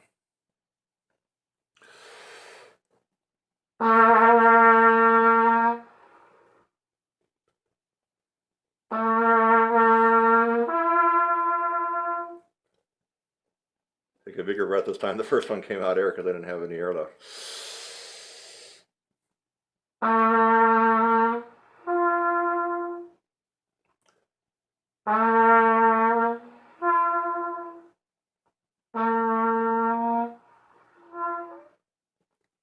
Even low C to G, which is a wider interval, isn't it? It's another note wider, so you're going to fifth. Now, a lot more air is coming out on low C than it is on G, because you have the placement of your jaw and your tongue even lower. But still, you could hear that something was happening. In fact, the air started to cut off. On that first one, did you hear that? It was almost no air. I mean, it was just air coming out. But the low C would not come out. So don't think that was a mistake. The low C would not come out anymore. Let me just see if I can go for the air again, because that was pretty important. I'm raising the tongue up to the point where the low C will not vibrate anymore.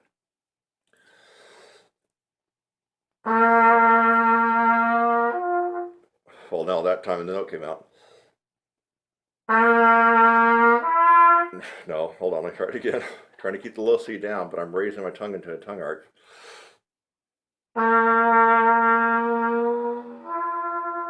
No, it's not going to do it this time. I guess it was kind of a fluke, but still, that was important to realize I'm trying to play the low C, which even beginners can get.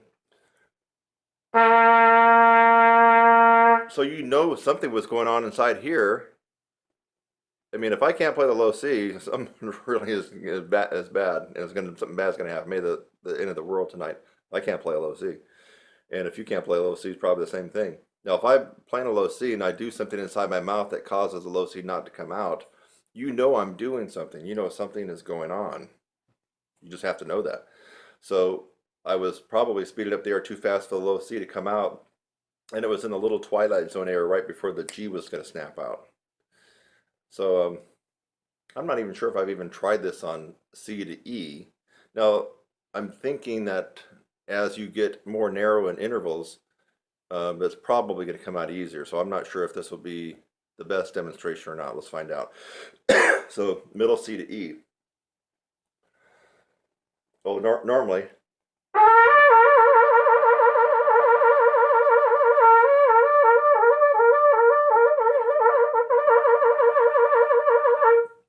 Now, I'm going to try to keep it at middle C and not let the E come out. Oh no, okay, it gets easier as you go higher, actually.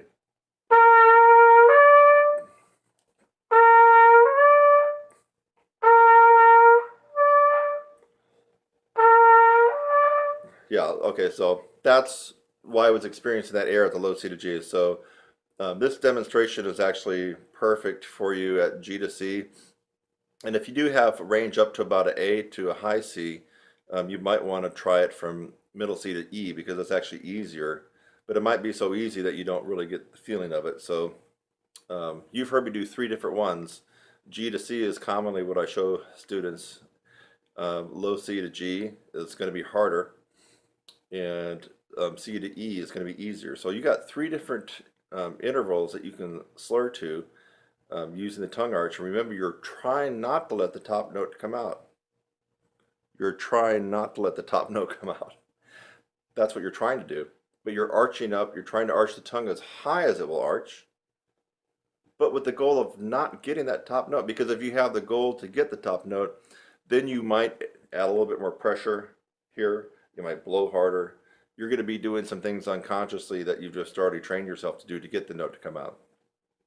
That's why it's important to really, it might go against your ego, but really do not let that top note come out. Just keep arching the note up and hope it doesn't come out. And when the top note does come out, if it does for you, then you know that you've got the tongue arch decently perfected, but just not strengthened. I mean, the tongue arch, you either get it or you don't, right? There's not really a gray area. You got it perfected, you can do it, or you don't have it at all. There's not really a middle ground. You either got it or you don't.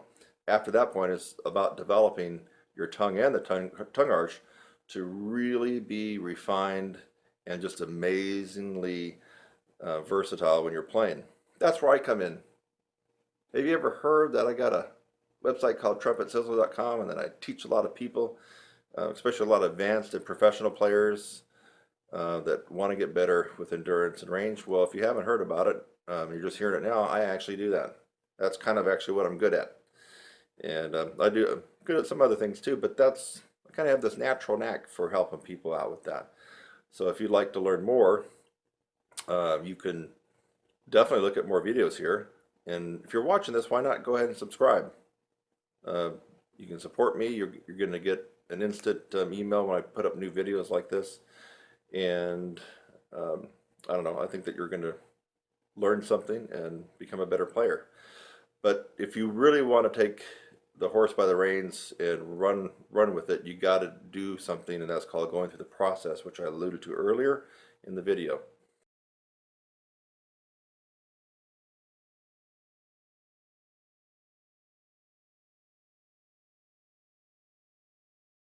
So, but this tutorial on tongue arch should help you. And now if you're not getting the note to come out at all, even though you're trying not to, but it still doesn't come out, that's where, again, you need a coach. You need someone to work with you on that, because that is the second reason you're not able to play high, play with power up the upper register, or even have great endurance. If you're constantly playing in a low C position in the upper register, you're gassing out all the muscles here. You're just putting such a load on them, and that's why you don't have any endurance. So you might even have a little range, but you have no endurance. You got to get the tongue arch. It's the second reason people have problems in the upper register and with endurance. Since you've already heard me say that, it's a no-brainer. Work on it. Get it going. It's worth the investment in time. So that's a wrap.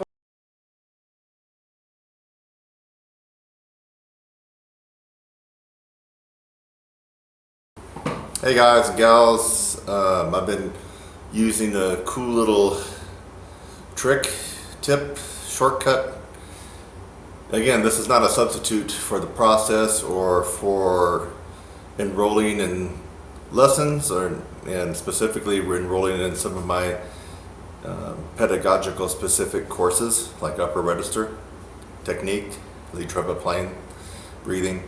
But I have found that this is a very potent and quick results producing technique. And I call it the frozen lip bend. I've scoured Google, YouTube, even that crappy little site called Vimeo. No, there's nobody else that has come up with this, so the date of this video will be the copyright for this particular technique. It's the frozen lip bend. We could almost call it deep frozen lip bends. And so you've seen people demonstrate lip bends almost in a half-step fashion, and it looks impressive. They're doing things like right.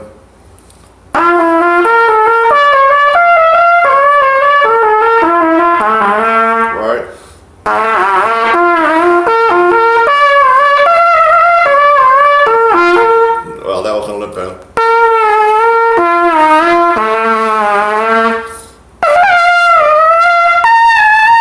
Okay. I was doing that in 9th grade, folks. I mean, come on. So when you see someone, a pro that's screwing around, lip bending like that, that's kindergarten stuff. You want to go up to the heavyweight league with the big boys, then you do deep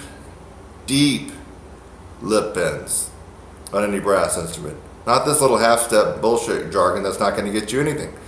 So here we go. I like to play the F sharp in the G progression down. So play the F sharp. Now no valve. Soft and increase dynamics.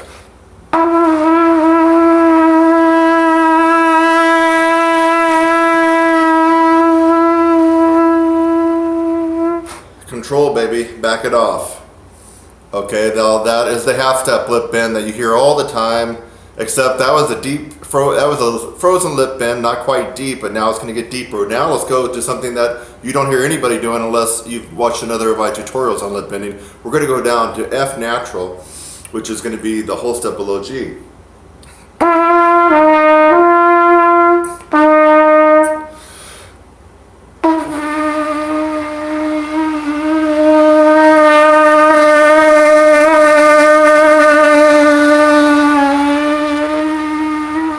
Control that baby all the way back to triple pianissimo, baby. All right, this is the big boy league, and you might not even be able to do what I just did, but that doesn't mean that you couldn't do it with a little bit of practice, with trying this.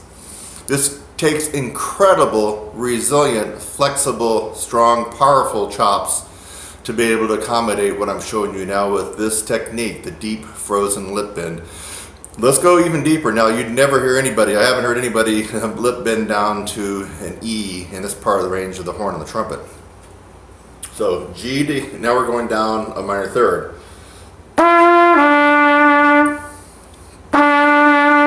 Lift the belt up.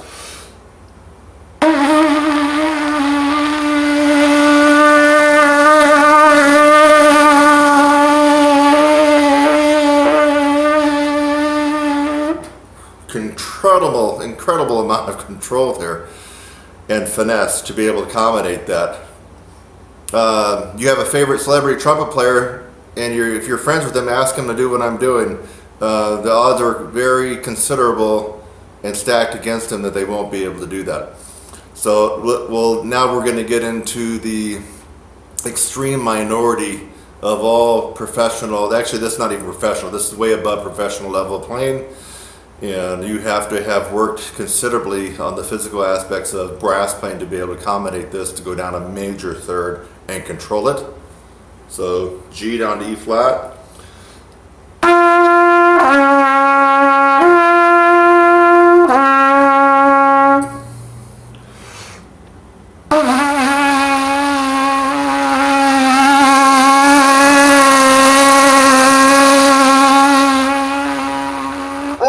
Down to quadruple piano, ladies and gentlemen. Again, quite an exhibition in resiliency, malleability, flexibility, powerful. What other kind of adjectives can I come up with this? It's just, you really have to have excelled way above the typical professional, commercial, or orchestral player to be able to do this. But with this technique, you can. It's not going to happen overnight. But what is going to happen is as you keep working on this, you're going to notice that your sound opens up. Your flexibility just becomes like a hot knife through butter as you go through all registers of the horn, and the facility of the horn is just going to be a piece of cake. Of course, your range is going to improve. I think that this would be especially good for orchestral players because I have a feeling that you're going to be able to open up and get that more brassy resonance on the mid and lower middle register of the horn, which is where a lot of this orchestral music is played, especially if you're not principal trumpet. So this could be very beneficial if you totally don't like the commercial and jazz idiom of playing and you're more into the classical. This could really benefit you in this particular register. Now let's go to no man's land. We're going to go down to perfect fourth. Man, this is like super deep. This is like the 12-foot deep into the pool where the high dive is. So here we go.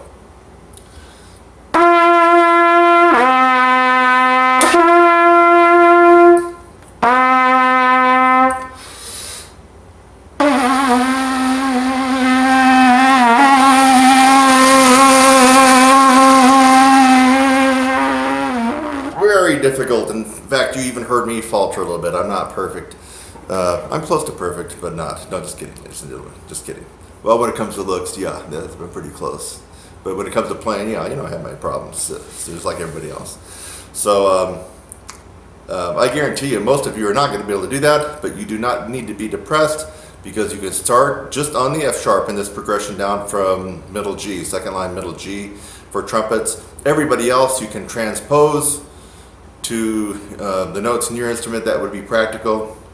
I've just thrown it out here. For example, probably for trombone, I probably would be playing first position F. That's fourth line F in the bass clef staff. For trombone people, I would probably start right there, first position, and then of course you're going to have to bend it down without moving the slide, right? So you're going to find it very, very difficult. But that's just an example if you're playing another brass instrument. Now let's go for the quintessential granddaddy gold medal Olympic winner. If you can get this one and control it, and I gotta be honest with you, sometimes in some days I can't get this one. That's how difficult it is. But that would be going down the tritone from G down to C sharp, D flat, and harmonic.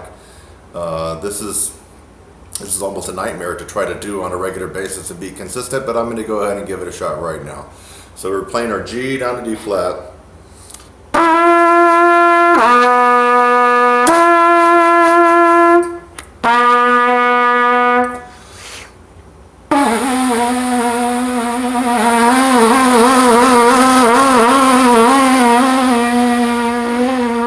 Oh, almost didn't get it. Folks, that was rough and tough and tumble. If you can do that and control it, you just certainly have to have chops. I would almost bet without hearing you playing anything else that you probably have a good core to your sound, amazing dynamics in all registers, and just great facility all over the horn, whatever brass instrument it is. So this was Kurt Thompson with another amazing proprietary and unique tip, trick, and technique for brass players that you've never heard before, and the date of this video will be its copyright. No one else has done the deep frozen lip bend. Try it, you'll like it, comment below. I'll see you in the next one.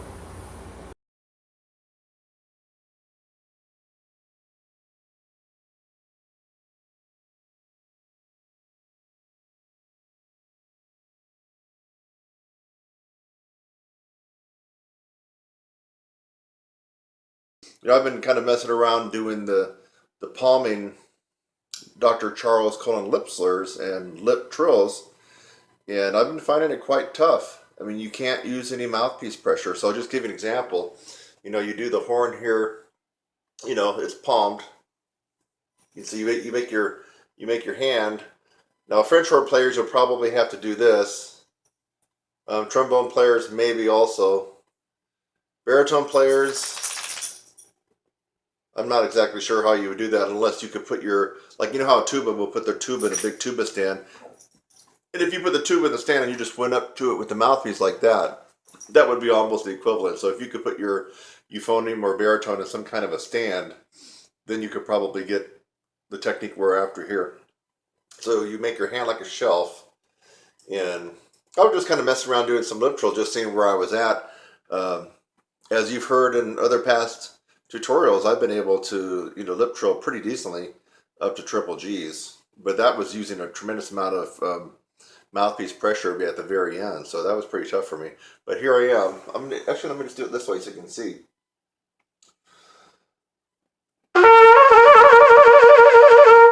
That's C to E, easy. Obviously that's E to G, G to B flat, B flat to C,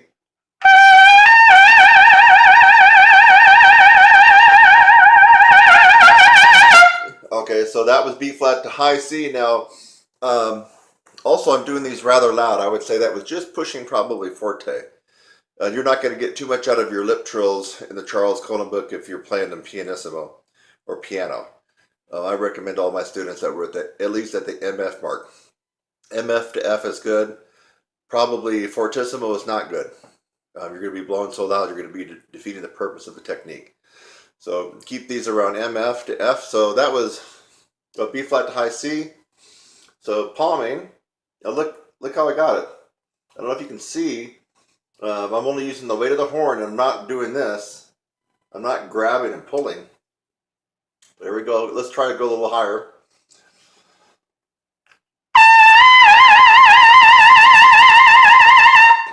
That was C to D. D to E. So this will probably come out flat.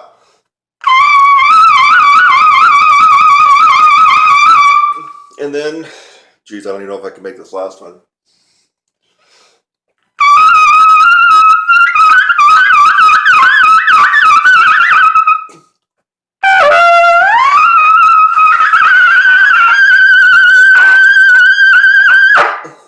I can't get the G to lock in, but I will get it. So I was going for the trill from F to double G. I think it kind of came out. It got a little bit weak. Let's see if I can get it again.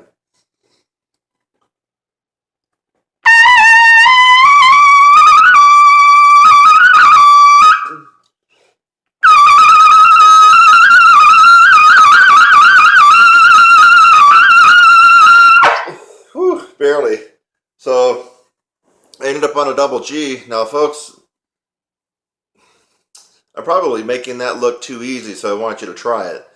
And why would I say I'm making it look too easy?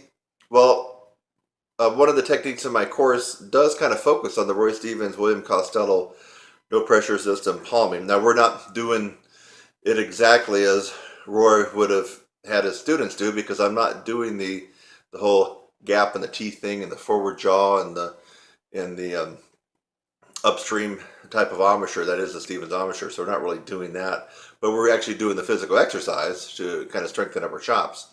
So the reason I mentioned that might have looked too easy is because when people come into my course, a lot of people have trouble just doing this.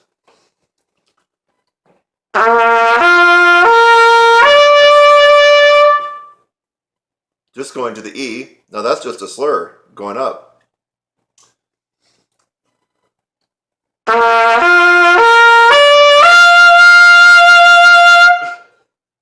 I would say more than half the people getting in my course cannot do what I just did there. That was simply going up to a high G.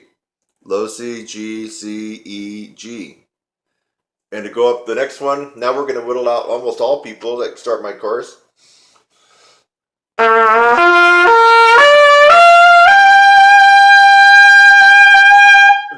That's the B flat. I might, if I had 10 people start my course over the last quarter, maybe 2 would be able to do what I just did there. And then finally,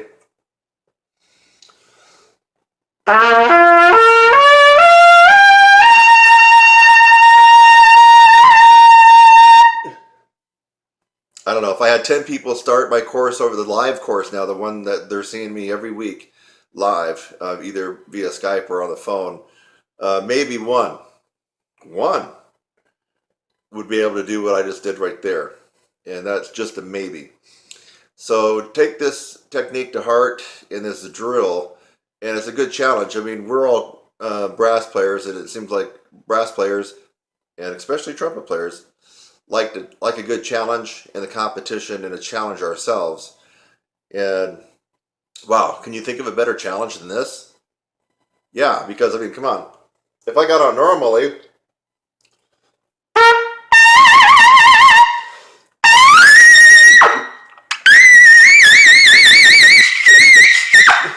I mean, what the hell? I just did that lip trill from double C to double D, and if I warmed up a little bit more, I know I can go another 3 or 4 steps higher because I'm playing normally and got the right pressure that I want. So this shows you.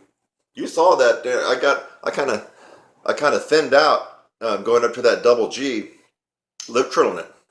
So if I can go an octave higher playing normally, there's something to this technique, and I highly recommend that you start playing around and challenging yourself. Think outside the box. Use your brain.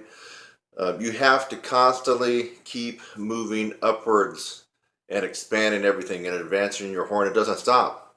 It hasn't stopped with me. I'm still looking at areas. Right now I'm looking at the jazz area. Although I feel like for a guy that's, done it for, I'm not even really seriously doing it, but I am looking at it. I am doing some different things with the jazz and jazz improvisation. And I feel like the little effort and input that I've done has actually got me, a couple of spots upwards. So now, do I really have to do all the jazz? No, because I have classical skills and commercial skills that tend to put me ahead of the pack and make me stand out. But I'm not satisfied with that because I want to keep expanding, keep improving. And so I'm looking at the jazz as kind of a last frontier for me. And I've been noticing when I've just been kind of fooling around playing with some of the legends of jazz, the living legends, it's at the point now where I feel like I'm kind of hanging in there with them. I mean, just on some of the recordings, and I'm like, wait a minute, I'm able to hang in there with these guys. And jazz is definitely not my forte now. Who knows? Maybe down the road it will be. So the whole idea is you keep trying different things and experimenting and adding different things to your regimen to keep improving. What is the opposite of that? The opposite of that would be to, for 30 years, pull out your Claude Gordon book and be doing this.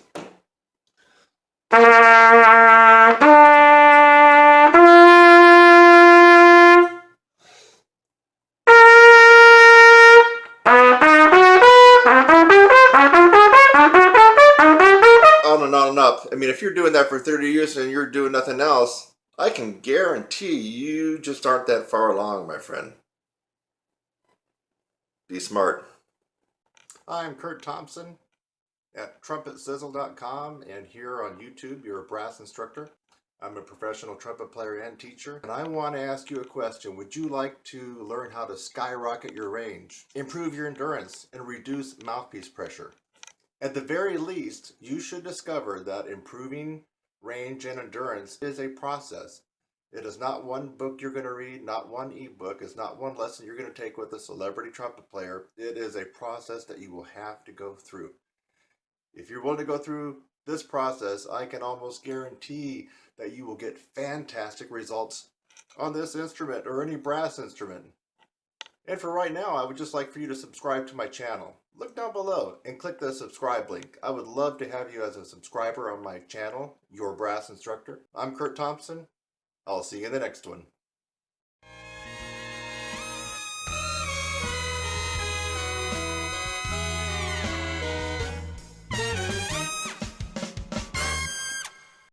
Hey, this tutorial deals with Roland, something that is confusing a lot of people out there. So let's just be clear on what this is. In fact, here's an exercise that you can practice. Doesn't really matter if you play tuba or French horn or trumpet or trombone. You want to be able to make your lips disappear. Okay.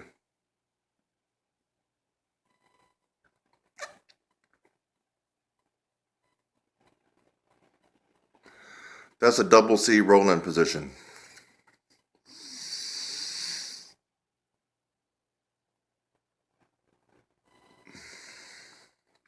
I did a tutorial going over this, but I'm just doing it again. Practice. This is a technique. Just practice rolling your lips in. If you can't do that, you're not going to be able to play in the upper register that well or with a lot of ease. You got to be able to roll in.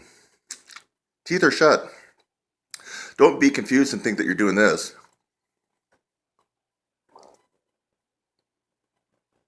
That the lip is over the teeth. And here too. No, we're right here.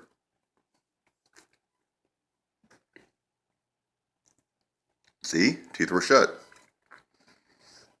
They're open for me to roll in. Open, roll in. Now they're over the teeth. Or shut the teeth. So, a technique for you that would be of value is to make sure you get the roll in. And if you can't do it this way, you're not going to be able to do it on the horn in real time. So this is kind of a bike with training wheels right now. You're not using the horn, you're just practicing the roll in. Double C, that's a double C roll in right there. High C probably be, well for me anyway, would be probably high C. Double C. Hope you enjoyed this close-up of my lips. I'm Kurt Thompson